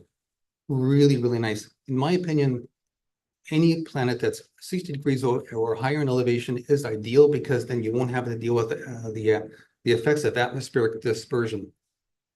It's not quite as good as Curacao, because Curacao is back up at 75 degrees. And the difference between those two elevations is this number in parentheses here. So 11 degrees higher in Curacao. As we move through the oppositions for Mars, it drops down to about 41 degrees in elevation from here. So not quite wonderful, but it is very, very nice in Curacao at 76 degrees, a 35-degree difference in elevation between our location and the tropics. That is substantial. And then guess what? Here's the next oppositions. These are going to be happening during our normal comfortable times, weather-wise, to do it. But Mars is very low in the sky. So that makes observational study of Mars much more difficult. So go figure, eh? And now when you go further up and explore the opposition happening in 2037, Mars again pops up to 60 degrees in elevation. Very, very nice, but it's getting to the wintertime temperatures again. And then when you move into 2040 and for January, really well placed at 66 degrees in elevation, but pretty doggone cold from here. So let's have a look at Jupiter now. It's kind of the same thing. Jupiter again in our skies is 62 degrees in elevation, very, very nicely placed. Not quite as good as Curacao at 74 degrees.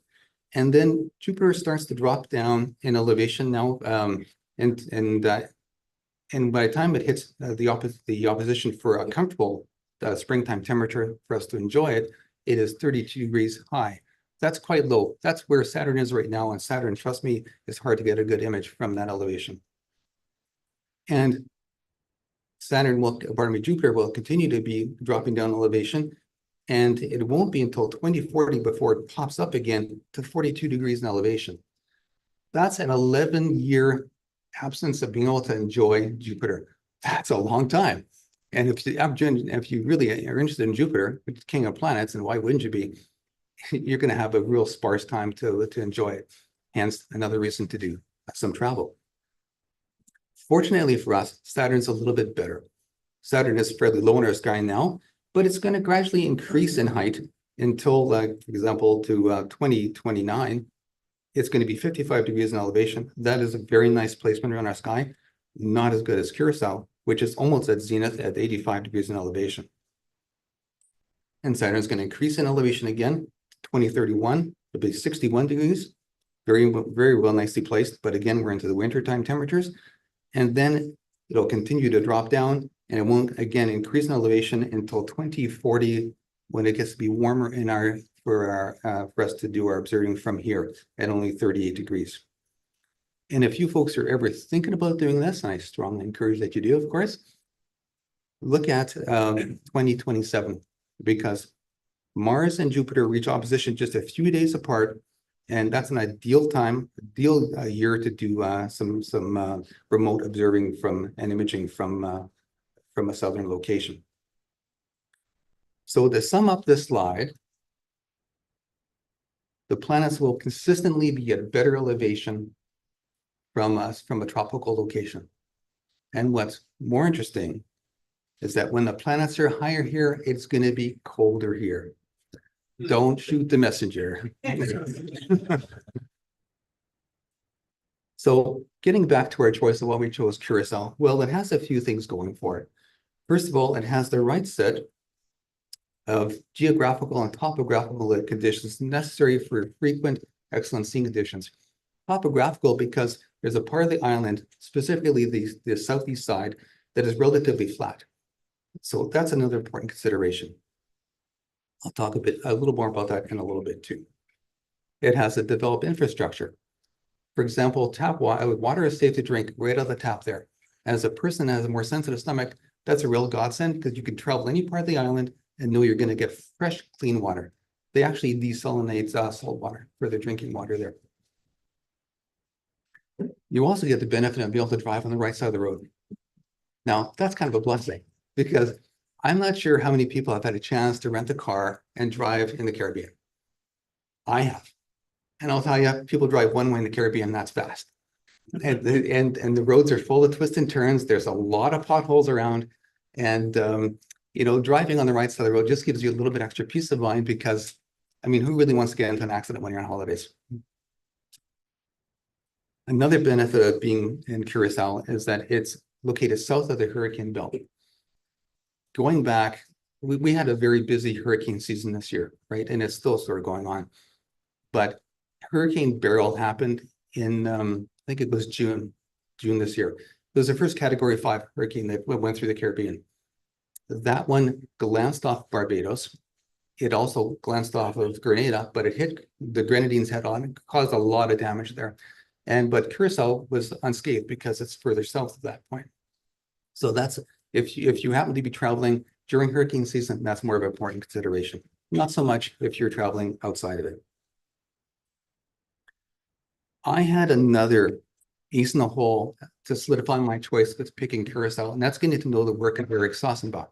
Like Eric is a world-class imager who lives in Curacao. And I've been following Eric's work now for several years, and I can tell you with all certainty that the scene conditions there were excellent, more the norm than they were the exception, rather. So there was very frequent excellent scene conditions. And here's an image of his Jupiter that Eric took. And you can see the amount of detail that's captured in this particular shot of Jupiter. Right down, detail pole to pole, left to right, and even detail within the great red spot. And that says a lot of the kind of quality of seeing. And here's a picture of Eric beside his telescope here. He's using a C14, and for you gearhounds out there, that's, I think it's Ioptron 120 mount. And he's got the entire rig on a dolly system. That's a neat point because Eric is able to store his telescope indoors and then move it out to observing site and be imaging in a matter of minutes. Why is that so cool? Pardon the impression. There's no cool down because the daytime temperatures in Curacao are only 1 degree warmer than they are at night. So there's no cool down time for optics. You can be set up imaging right away. I don't know what's more cool than that, aside from perhaps being able to image in shorts, t-shirts, and sandals in January. I mean, wow. So here's a little bit more to talk about the selection of our rental site and why we chose it. So this is just a Google Map shot here of this one image. And our vacation property that we rented it's in a gated community. So that was kind of nice. It gave us an added sense of security, because I'd rather not have my gear exposed to a lot of prying eyes. I'd like to image more incognito that way.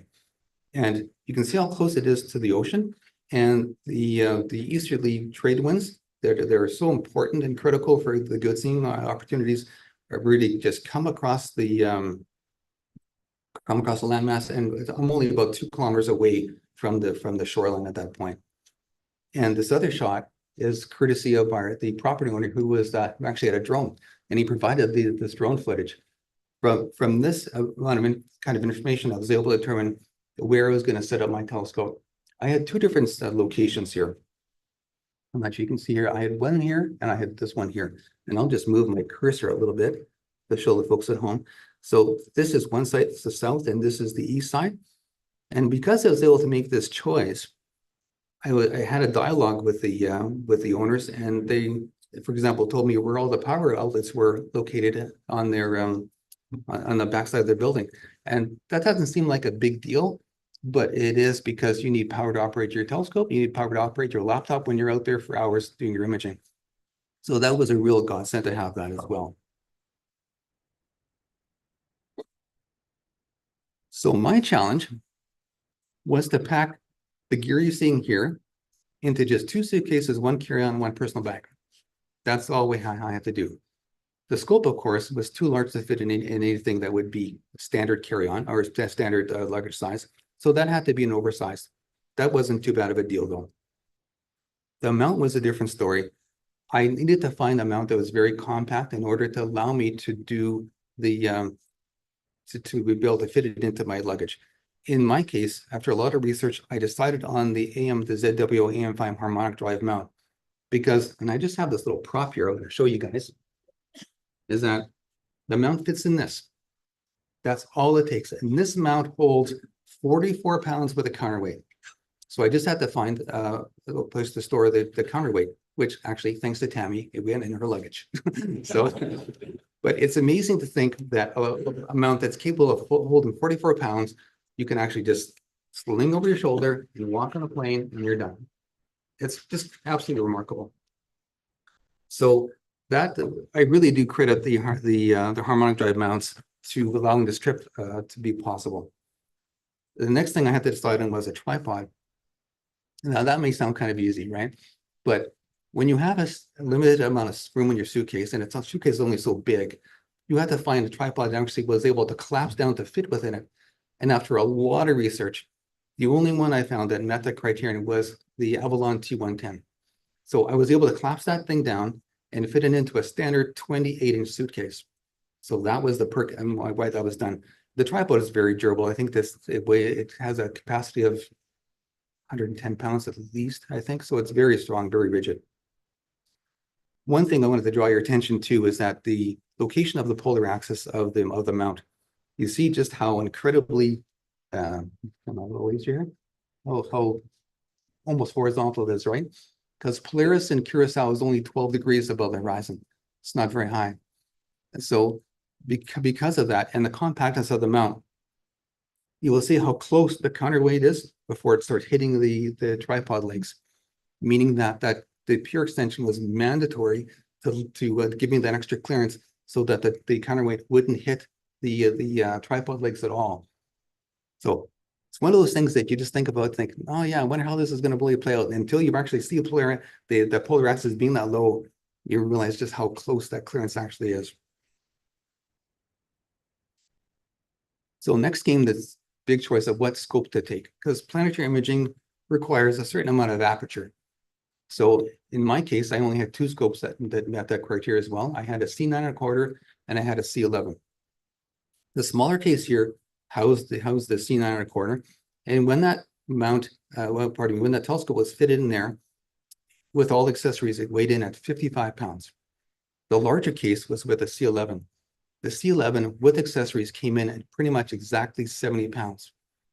The maximum luggage that you can have before it's considered cargo is 70 pounds. So I was really right in that fine line. And I thought, you know, for the first trip we're going to do, I'd rather play it safe and just take the smaller scope. And I really don't have any regrets with that decision at all. It's kind of saved my back too, because you kind of take the luggage off, conveyor belts, the luggage belts, and in and out of cabs and things like that. So it was kind of nice to have that. A little less weight. So here's the final list of equipment that made the final cut here. So I had the C9.25, the tripod, the pure extension, the counterweight, two guide scopes, the zero power finder, motorized focuser, some spare cables, and a power source. Because it's important to have some redundancy, because you can't just go to the corner store and buy that over there in the Caribbean islands. I brought a power inverter just in case I thought I might need it.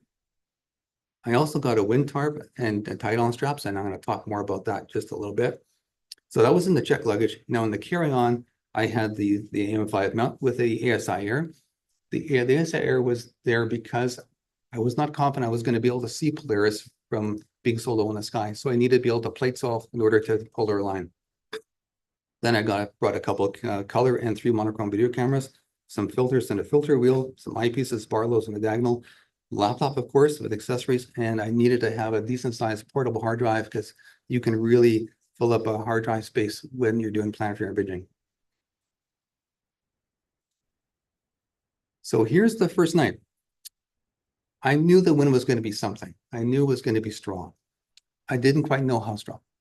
So I brought one tarp and I set it up. And thanks to the owner's footage of the property, I knew there was a fence in the back of the property. So I thought, perfect, I'll just put the tarp against that fence. That was going to be my windbreak.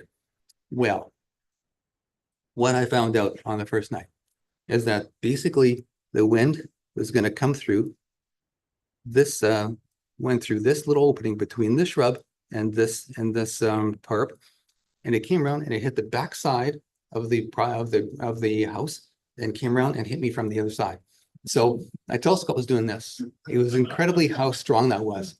So fortunately, there are some great hardware stores in Curacao. So Tammy and I zipped over one the next day and we picked up another tarp, bunch of bungee cords, and we had it erected, and that did solve the problem. But just to give you an idea how strong those winds would be, is that, see that little gap there between these tarps? That was significant enough that the breeze would zip through that area that I actually had to back up and put my back against that when I was imaging, when I was having some pretty serious wind gusts. They were that strong. But then again, it's a hidden blessing. First of all, those are the trade winds are responsible for the excellent seeing conditions. And as I found out, and more importantly, Tammy found out, Canadians are a real delicacy for their mosquitoes. So if you a little breeze is kind of nice to keep the bugs away. So this is the first night with imaging in progress. Have a look at the orientation of the telescope there. Can you get better than that? It's perfectly almost at zenith. So I think it was like 85 degrees, and I was imaging Jupiter at the time. So it's in a perfect sky position to do imaging with. And what I have here, I did my best I held up my cell phone. I took an image of Saturn that I was doing later on that night. And I just want to give you the idea of the seeing conditions. See, Saturn right now is not moving in and out of focus at all. It's not blurry at all. And the Cassini division is really quite well defined for the entire duration of the video. And that was how it was during all my captures. And I think for Saturn, I was doing this, I think I was at a 5-minute exposure video for this, and it was that solid for the entire duration. So I would say the seeing conditions were at least a 9 out of 10. Yeah, it was quite something. And so next come the results to see, was it really worth all this effort to do? Oops, I'm trying to get this advanced. So this was the first image that I was able to process. And there is just a lot of detail there. This is, there's no way I can come close to getting this kind of quality from back home here. And regardless of what scope I was using. And the moon here is Europa, and you can see the shadow was just a cleanly defined bullet hole on the cloud surface like that.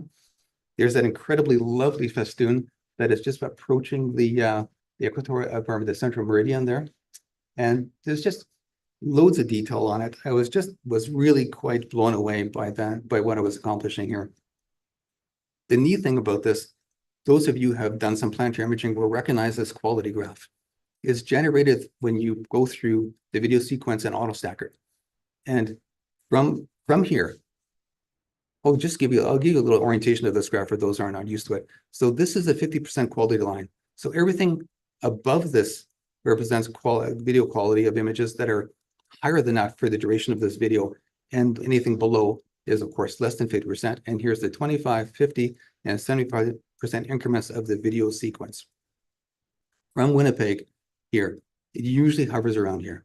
Rarely does it go past 50%, usually hovers here. Oh, sure, you can't see that? Okay. Yeah, it's not.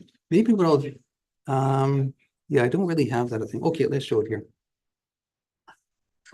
So here's the 50% quality line, and there's the 25, 50, and 75% of sequences of the entire video. Now, normally from Winnipeg, it cuts off right in here.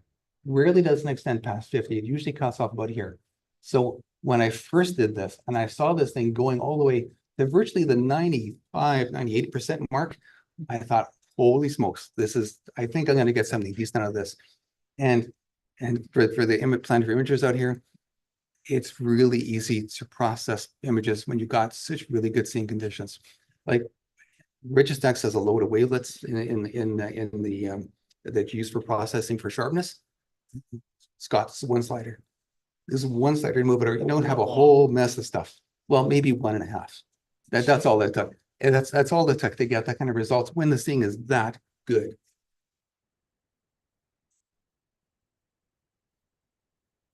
So a couple hours later, IO popped up. And not sure if you can see this clearly enough, but on IO, you can see some shadow detail on it itself.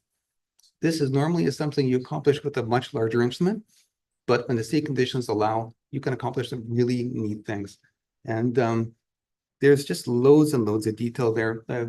Going through the image, you can see there's little white cyclonic storms within the belts.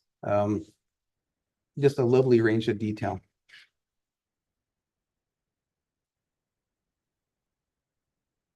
This particular image represents probably the best one I was able to capture in terms of scene conditions. There are a numerous amount of really fine increments of detail here.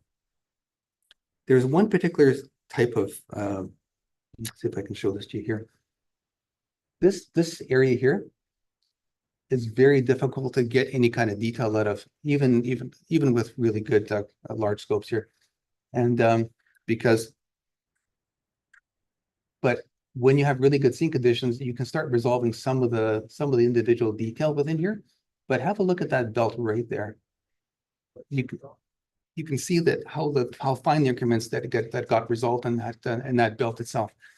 I don't know what kind of spatial separations in there in terms of like optical to separate that, but that's really, really fine. I know my eyeballs couldn't see that, but when you have the regular processing programs we have now that are actually all free, you can actually accomplish this when the seeing is very, very good. So I really had to believe that, judging from the result here, that the telescope was operating at its maximum optical resolving power, which is a real privilege because that's something I've never experienced before. To actually have a telescope operating at its potential limit, right? That is, man, I still get goosebumps thinking about this. It's just was such a privilege to be able to see. So a couple of days later, out came the great red spot. The seeing conditions were also really excellent that night. And what really is hypnotic about this image to me is just all the eddies that follow the great red spot. You can really kind of get lost in that. And when you start looking also at the different eddies, the little storms throughout this belt, the North Equatorial Belt becomes very complicated. It's got a lot of detail in it, and including this lovely festoon. There's a little white storm happening, pardon me, within it. Yeah, it was really quite neat to be able to capture the great red spot like that. This was the best image that I was able to capture with the great red spot near at the central meridian. Now I want you guys to take a closer look at the great red spot itself, because what you see in here, you'll actually see detail within it. And that is incredibly rare. Like again, that's another first for me. I was never able to capture that before. But and let's keep in mind that this was done with a 9 1/4 inch scope. This is not large from a planetary imaging perspective, right? It's not like a 12 or 14. Yeah. So it's again remarkable what you can do when the seeing conditions allow you to do it. This is the last image of Jupiter that I took, and this was about a day or so before we were to leave Curacao. And here now Io came in and was right next to the great red spot there. Conditions were not quite as good, still very good, but not quite at the excellent level. I thought it would be interesting for me to show you folks the type of images that an amateur would take for a pro-amateur collaboration. These were all taken in Curacao. And the image in infrared is a 642 nanometer, which is my personal favorite wavelength for the C9 1/4 scope. Then we have the methane, which pushes further into the IR, which is a very narrow sort of spectrum. And then you have the standard luminous image. Of the three images, the most important from a planetary science perspective is the central methane band image. And the reason is because you can get a really good idea of the levels of cloud belts when you're doing methane, because methane is actually I think it's in that 880, 890 range. It is an absorption filter, which meaning that the dark features you see here now absorb methane, which indicate they're further down in the atmosphere. The ones that are higher in the atmosphere are shown as brighter colors because they reflect methane. And just to help you, I'll show you one particular thing before I switch to another slide here. But I want you to look at this area here. You see, there's really not, step back a little bit. There actually should be a belt right here. It's the north temperate band. It is completely invisible in this light. It's invisible in this infrared, but it shows up in spades right there. And the cool thing about the methane band is because you can see detail that you cannot see in any other wavelengths of light, which makes it so incredibly valuable. To help give you some other orientation, have a look at, I'm trying to do this both for the people at home here. So here's the great red spot, and go up a little bit and over to the left, or to the right rather, and you will see a little oval here. So this one right here, find that guy. Try to find it there and there. It's very subtle, isn't it? But it shows up incredibly obvious in the methane band, which makes it so much more valuable for the planetary scientists to do their work. So not only is it really interesting to do this one, but again, the images that I've taken this time with the methane band, because of the excellent seeing conditions, were much better than what I was able to capture back home as well. Another planet I've never had a chance to image before from here is the planet Uranus. Uranus is a very distant world, very featureless.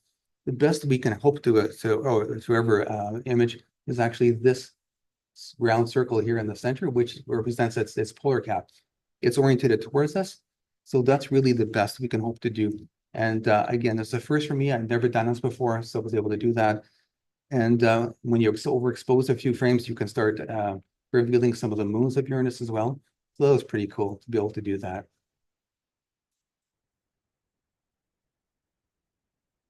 Can't forget about Venus here. This was the one and only image of Venus that I was able to take.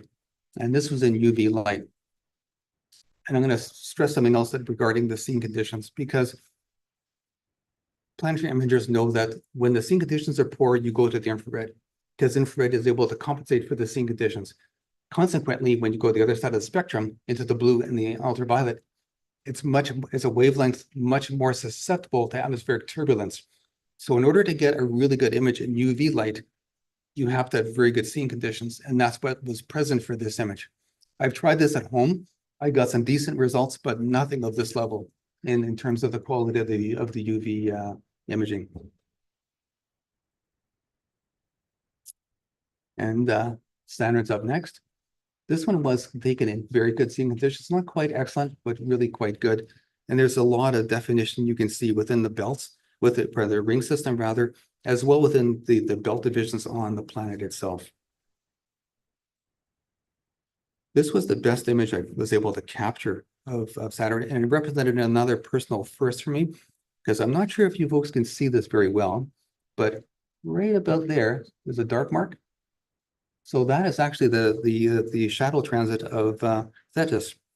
And a little bit further on, it's harder to see, but the moon itself is right there. So again, I was never able to do this before. And to actually capture, Saturn's much more distant. Moons are, of course, much smaller. To actually be able to capture that was really quite a thrill to do. And then we have two satellites there that we have Rhea at the top and Dion at the bottom.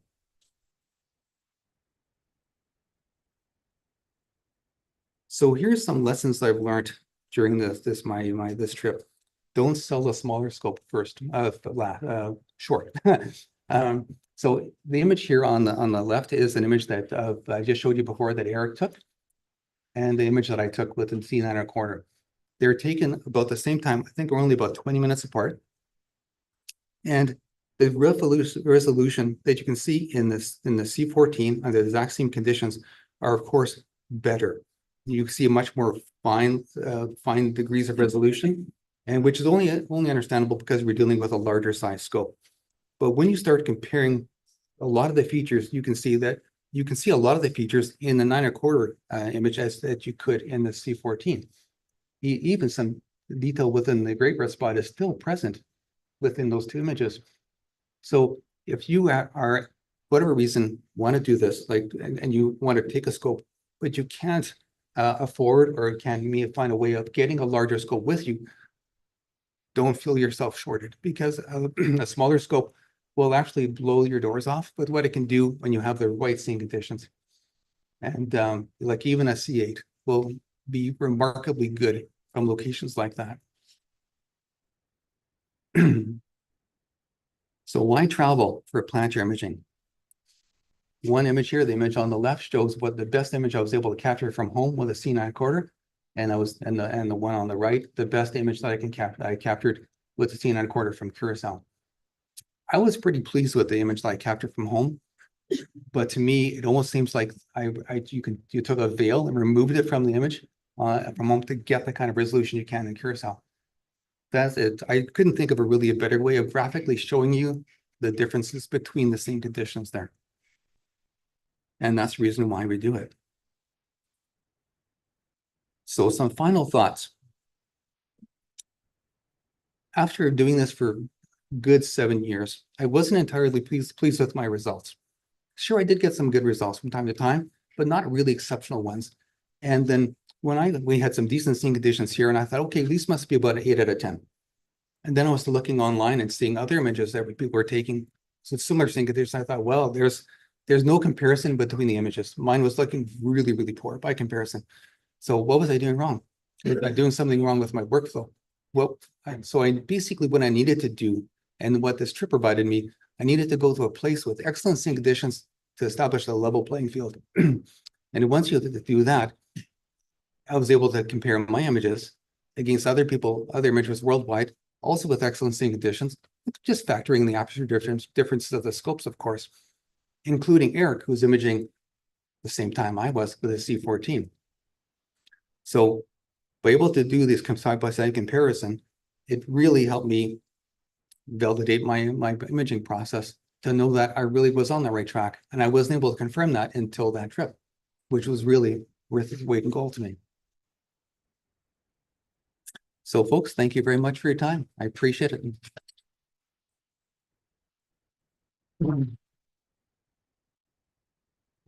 However, before we even start Q&A, I have a special treat for you guys, a very special treat, because joining me all the way from Curacao is Eric Sossenbach.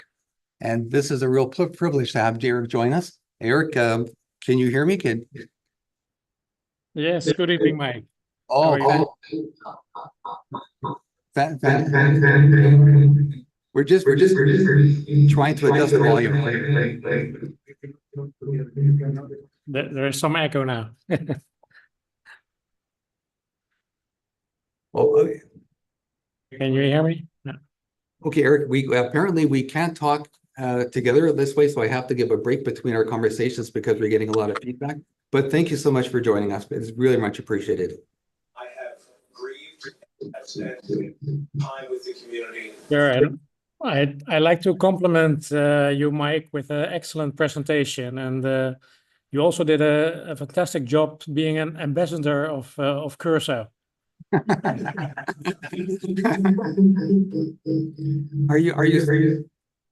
Are you still working at my immigration paperwork to move there? Yes, we are. Yes. So folks, this is your chance. I mean, you can ask me questions anytime, right? Because you know where to find me. But it's very rare to be able to speak to a world-class imager. So I thought it'd be neat to open the floor so you can ask Eric some questions in addition to myself. So you want to have at it? Don't all talk at once. Okay, Kevin. Were you a bottle or something like that? If you're still, or were you just going straight injury? You know, that raises another question, because there is an optimal focal ratio to go with the instrument. So I was able, for me, with the size of sensor of the camera, I had to use a 1 1/4 inch Barlow to do that. Someone asked a question, repeat the questions to people online, then give the question to Eric as well. Okay, so for you folks at home, the question was, was a Barlow used in any of the images that I was taking? And the answer is yes. I had to get the focal ratio up to about an f/19 to be at the optimal focal ratio for the particular sensor of the camera I was using. So the answer is yes. Eric, for your images, do you use a Barlow as well? Yes, actually, I use the same Barlow. So 1.3 it is, I think. Yes. Yes, Scott. I'd be interested in hearing the differences between shooting with a color sensor versus shooting with a black and white sensor and filters. Were you just using black and white for the methane and the infrared, or did you use like red, green, blue, and all that stuff? Okay. So Eric, I'm not sure you heard that question. I'll field it first, but the question is, where was are you using a color camera for a lot of the images, or was using a monochrome with RGB filters? And for me, I was using a color camera for all the color images, and then for the monochrome ones, for the IR and the methane band, I was using a monochrome. And there's a reason for that, and it's something that actually Eric and his father found this out when they were doing their images together, because one of the byproducts of easterly trade winds is that clouds move really fast overhead. And so you actually have to pause your video capture in order to get your entire video sequence done. Now, if you're doing RGB filters, it'll be a little more difficult. Like, I know Damien Pitch does that. He has the patience to do that. I don't have the patience to do that. So he does capture a separate RGB with a monochrome camera and does that way. But at the same time, color cameras have really increased in resolution a lot over the years. And I know that I'm using a 585 sensor for my color camera. And I know that Christopher Go as well, using a same image sensor for his. And I mean, that speaks volumes with the world-class imager that Chris is. So Eric, you want to speak to that as well, about the type of camera and the color versus monochrome? Yes, you're right, Mike, in mentioning the clouds. So the clouds really are challenging. So although we have very good seeing, you can have the situation that you have clouds over. And then I actually recognize the clouds now so good that I know there's a gap between the clouds that I can take my 30 seconds exposure. And I know that, for instance, you mentioned Christopher Go from the Philippines. He's also actually using color cameras a lot. It's the color cameras are so good nowadays, and in theory, monochrome and doing RGB separately should be better, but I really doubt if you would be able to see the difference. And yeah, of course, it's much more work intensive to capture in monochrome. So I'm a bit lazy, so I prefer color because you have a faster result. But the clouds have actually always let me do that. And for methane and infrared, I actually use the same color camera because the characteristics of the camera are that once the sensor is, let's say, behaves like a monochrome camera after, let's say, the visual light, the RGB colors. So it's almost, if you look at the curve, the profiles of the sensors, they almost behave like a monochrome camera in let's say infrared or methane. Yes, another question. Yeah, I had a question whether you needed to use an atmospheric dispersion corrector down there. I'm very delighted to tell you that you don't. Well, for the planetary, okay, the question, Eric, was is an atmospheric dispersion corrector necessary to image there? And so I'll just quickly answer him from my perspective, Eric. So whenever a planet is above 60 degrees, it's really not necessary because the effects of atmospheric dispersion are not really that evident. Like Saturn was just at that cusp. I didn't notice any atmospheric dispersion when I was doing my imaging with that, so I didn't bother. And of course, with Jupiter being as high as it is, like 85 degrees at the time, definitely no need, which was really lovely not to have to worry about balancing those prisms. So Eric, did you want to? Yes, I agree with you, Mike. We have the luxury that the planets are so high, and it's really, I sound maybe a bit spoiled, but I don't capture, let's say, below 50 degrees. I have to set my alarm in the middle of the night because I know the planets are at the best or at the highest point at that moment, and then I have to work with an corrector, but frankly, I don't do that anymore. So I just have the luxury of capturing the planets at their best position. There are a lot of jealous people in the audience right now. I'm sorry. Michelle. Can you tell me more about this? Yeah, that thing looks like, is it just a regular filter? You can use a color camera or do I have to use? So the question, Eric, is that when it comes to taking images in IR and methane, is it necessary to go with a monochrome or can you just use a color? And my understanding, like from your previous comment, is that you just stay with your color camera to do that. I know myself, I just got into the habit of using a monochrome, but obviously from Eric's experience, doesn't have to really do that. Your thoughts, Eric? Yes, that's correct. So I just stay with the color camera because of the reasons that I just said, that they behave like a monochrome camera. Eric, what's the sensor of your current camera? Currently, I have good experience with the Player One astronomy. I have the Neptune 664 color camera. I've used the CWO cameras as well. Of course, they're good as well. Okay, sorry. Eric's best season for doing planetary, or does it go all year round? Eric, the question is there a best season for you to do planetary imaging, or do you just do it all year round? Good question. Actually, this period, so let's say October, November, is more like the wet season. So there, for instance, this week we have had some rain and some cloudy nights now.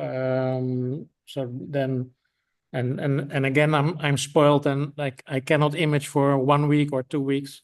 So this is actually the let's say the worst season, October, November. But actually all year long, from let's say starting from January until August, I would say it's very good. September and September is good as well for imaging, but it's extremely hot because of the hurricanes. And Mike said it in his introduction that we are indeed outside the hurricane belt, but we can have some tropical storms. Not that often, but sometimes it happens. Yes. Bryan, yes. Two. Okay.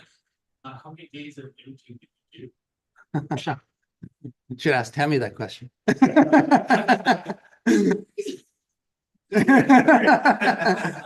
We were really lucky when I was there because Eric and I were talking about this. We just had a really good stretch of really good seeing conditions when I was there. So I think how many nights did I do? I think I only missed 2 nights, and that one was because I got together with Eric at his house and we were able to chat and stuff and about things. And the other reason was because it was just seeing was only average. And you know, when you have it excellent, you really can't bother with average anymore, right? So even though average was way better than we had here, but still, that's right. But the cool thing about oh, sorry, you had another question, Bryan? Yeah, would you do a workshop at Ursa? Sure. I'll meet you there in January. I was going to mention something about getting together with Eric, because you know there's some people, imagers, that when they hit a certain level of proficiency and they get to that high level that Eric is, you keep those things close to your chest, right? You don't want to really reveal your nuances and your settings, things like that. But Eric is quite the opposite. Eric, we got together and we just completely had an open book. We showed each other our settings and our process and the workflow and things like that. So by having Eric join us here, trust me, he's an open book this way. So this is a really good opportunity to ask this fellows any questions you guys might like. So if there's no more questions, I'm going to ask one more to Eric, but Scott. I have so many questions. This is the problem. So shooting video, do you go with a whole bunch of short video, or do you go with like the maximum, say 2 minutes for Jupiter and like shoot all night and throw a bunch away, or do you wait for the moments of seeing and try and grab them then? Okay, so the question is that do we end up taking a lot of video sequences and combining them at the end, or do we sort through them in some way? Or are you also asking, Scott, about like a duration of videos? Like like how long is a video that you would take, and then are you shooting 2-minute videos for 5 hours and you only use 8 of them, or do you wait until it looks good now, I'm going to take a 2-minute video? Right. So the question is the duration of the video captures, Eric, and also about do we wait to those excellent seeing moments of excellent seeing in order to start our video captures. And I know from being in Curacao, you don't have to wait. I realize And like in my case, when I was using the 9 1/4, I think I was about 2 minutes for video capture for that. And I know, Erica, I believe your captures on Jupiter, for example, I think are about 60 seconds long. Is that correct? Yeah, it's even shorter now, Mike. So what I do is I take 30 seconds videos at the frame speed for Jupiter at about 80 frames per second.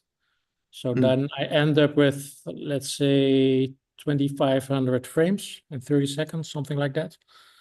The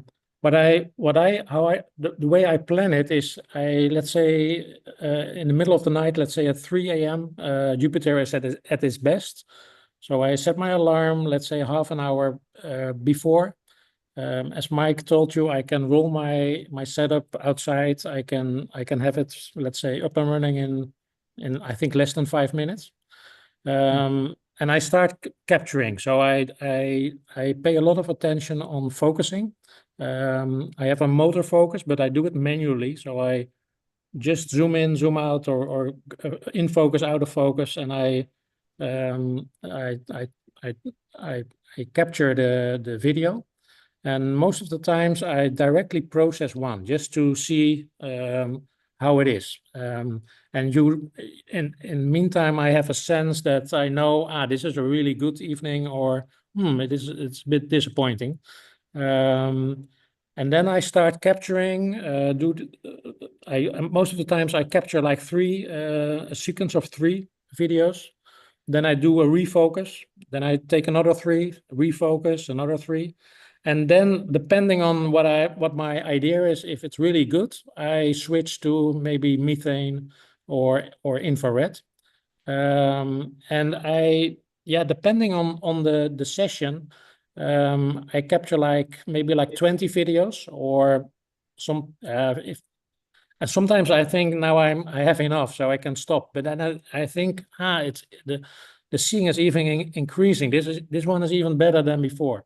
And so I sometimes I have like 30 or 40 captures. So what I do then is, if there's another planet, for instance, now I do Jupiter, and then I also go to Mars. If I capture Mars, I take 10,000 frames, and it's with a frame speed of 200 frames per second. So that's done in what is it? Just a couple of minutes. It's really, really fast. And if I take 10 captures or something, I know that is enough. The reason that I take only 30 seconds for Jupiter is that we calculated, and my father helped me with that. He's much more experienced in this field. That because the rotation of Jupiter is so fast, it rotates.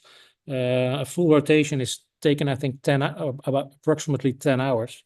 So if I take with my sensor and with my focal length, etc., we calculated that the pixel might move if I take, let's say, 90 seconds or more. In the picture that you see in the slide, this is so I started with the 8 8-inch. And then at that time I took I think 90 seconds videos.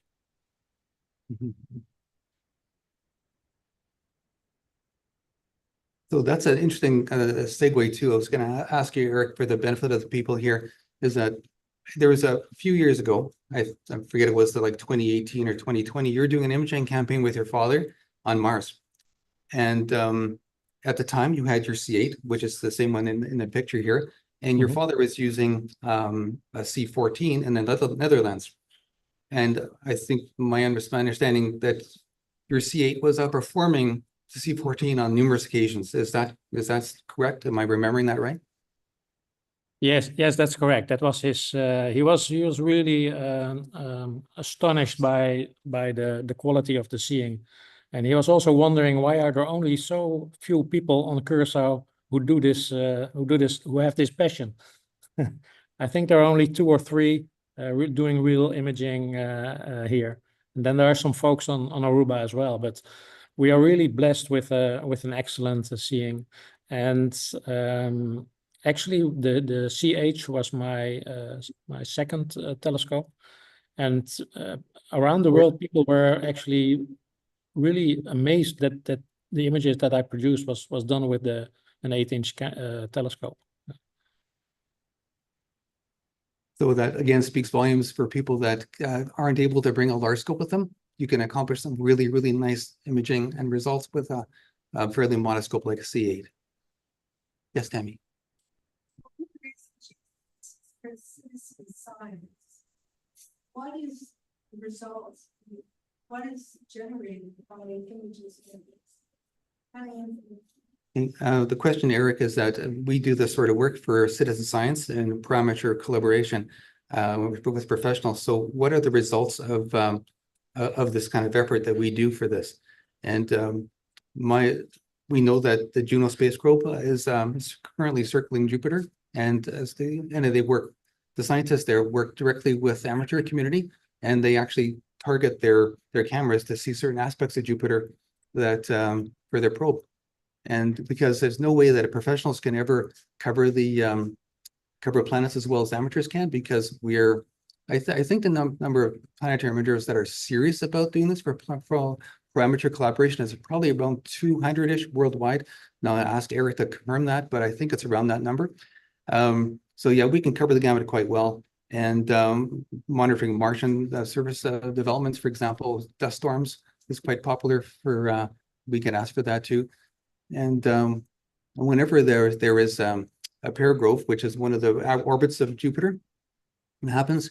And many times when the cameras of the Juno space probe look away from Jupiter at for example, one of the moons that they're flying close by, there's a call that goes out for amateurs to take images during that time span. And I know I was fortunate to be able to capture that one in a certain sequence then. And I know that like people in NASA had a chance to look at that image. So that's pretty gratifying that you can contribute to science that way. Eric, can you elaborate on that from your perspective? Because your images are right at the pinnacle. So I know you might be more familiar with the collaboration with professionals that way. Yeah, so what you said was right, Mike. And I think it's unique in this this hobby that you can collaborate and you can really work together with the scientists, with the professionals. And indeed, sometimes it is nice when you are able to discover a new outbreak on Jupiter. That's especially done in the methane images, and you see a white spot, and then it's very satisfying if, let's say, another amateur can confirm this this new outbreak. And I've had that once that I was excited that I, let's say, discovered a new outbreak. And then Christopher Go, who is in almost the opposite position on the Earth in the Philippines, but he's one rotation, I must say it's right, I think in front of me, but he could confirm, so he has the same, let's say, phase of Jupiter when he is imaging, and he could confirm that there was indeed a new outbreak. And the nice thing is that you get some, let's say, acknowledgements. Your amateur images are also used in professional publications. So it's really nice to also get the feedback of the people from GPL in Pasadena and things like that. So it's really, yeah, an additional satisfying factor, I would say. And I think that from my perspective, and I'm sure you agree with this too, Eric, is that it's really hard pressed to find a professional community more appreciative to the works of the amateur, because it's really fairly common to get a comment back from every image submission that you make saying, well, thank you very much, that's a great image and so forth. There's a real appreciation for the efforts of the amateur in planetary imaging, and that's really quite great, gratifying, you know. Yes, I agree, Mike. Yeah.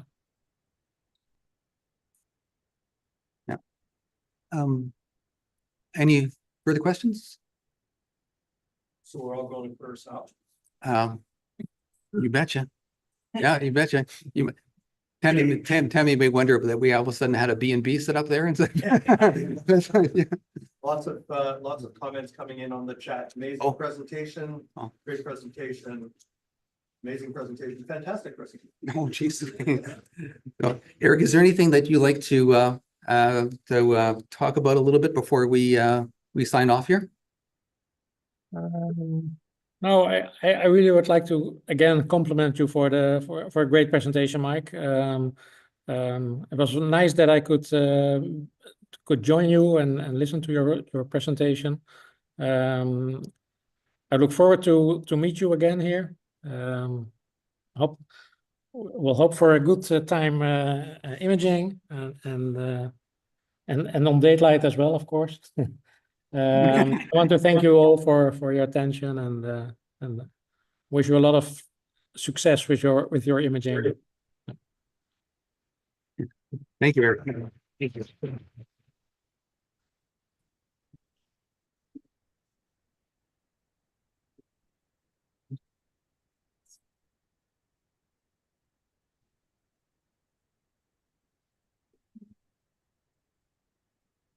So I think that was really a class act, Mike.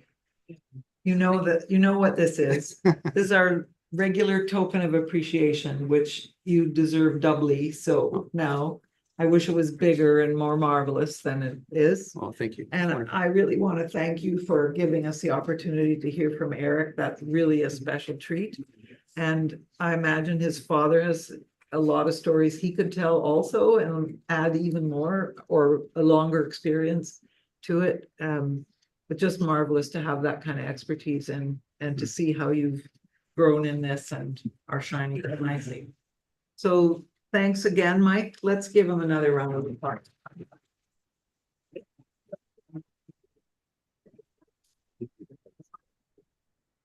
That's it for tonight's meeting. I hope if you wish, you can join us at Boston Pizza. I'm not sure if Mike's going. Yep. Yep. So I'm sure he'll have more stories to tell and have no time to eat, but thank you for coming and we'll see you December the 6th back here or members night tomorrow. I'm thinking didn't consider about take care of dollars. You're 4,278 kilometers closer to Jupiter.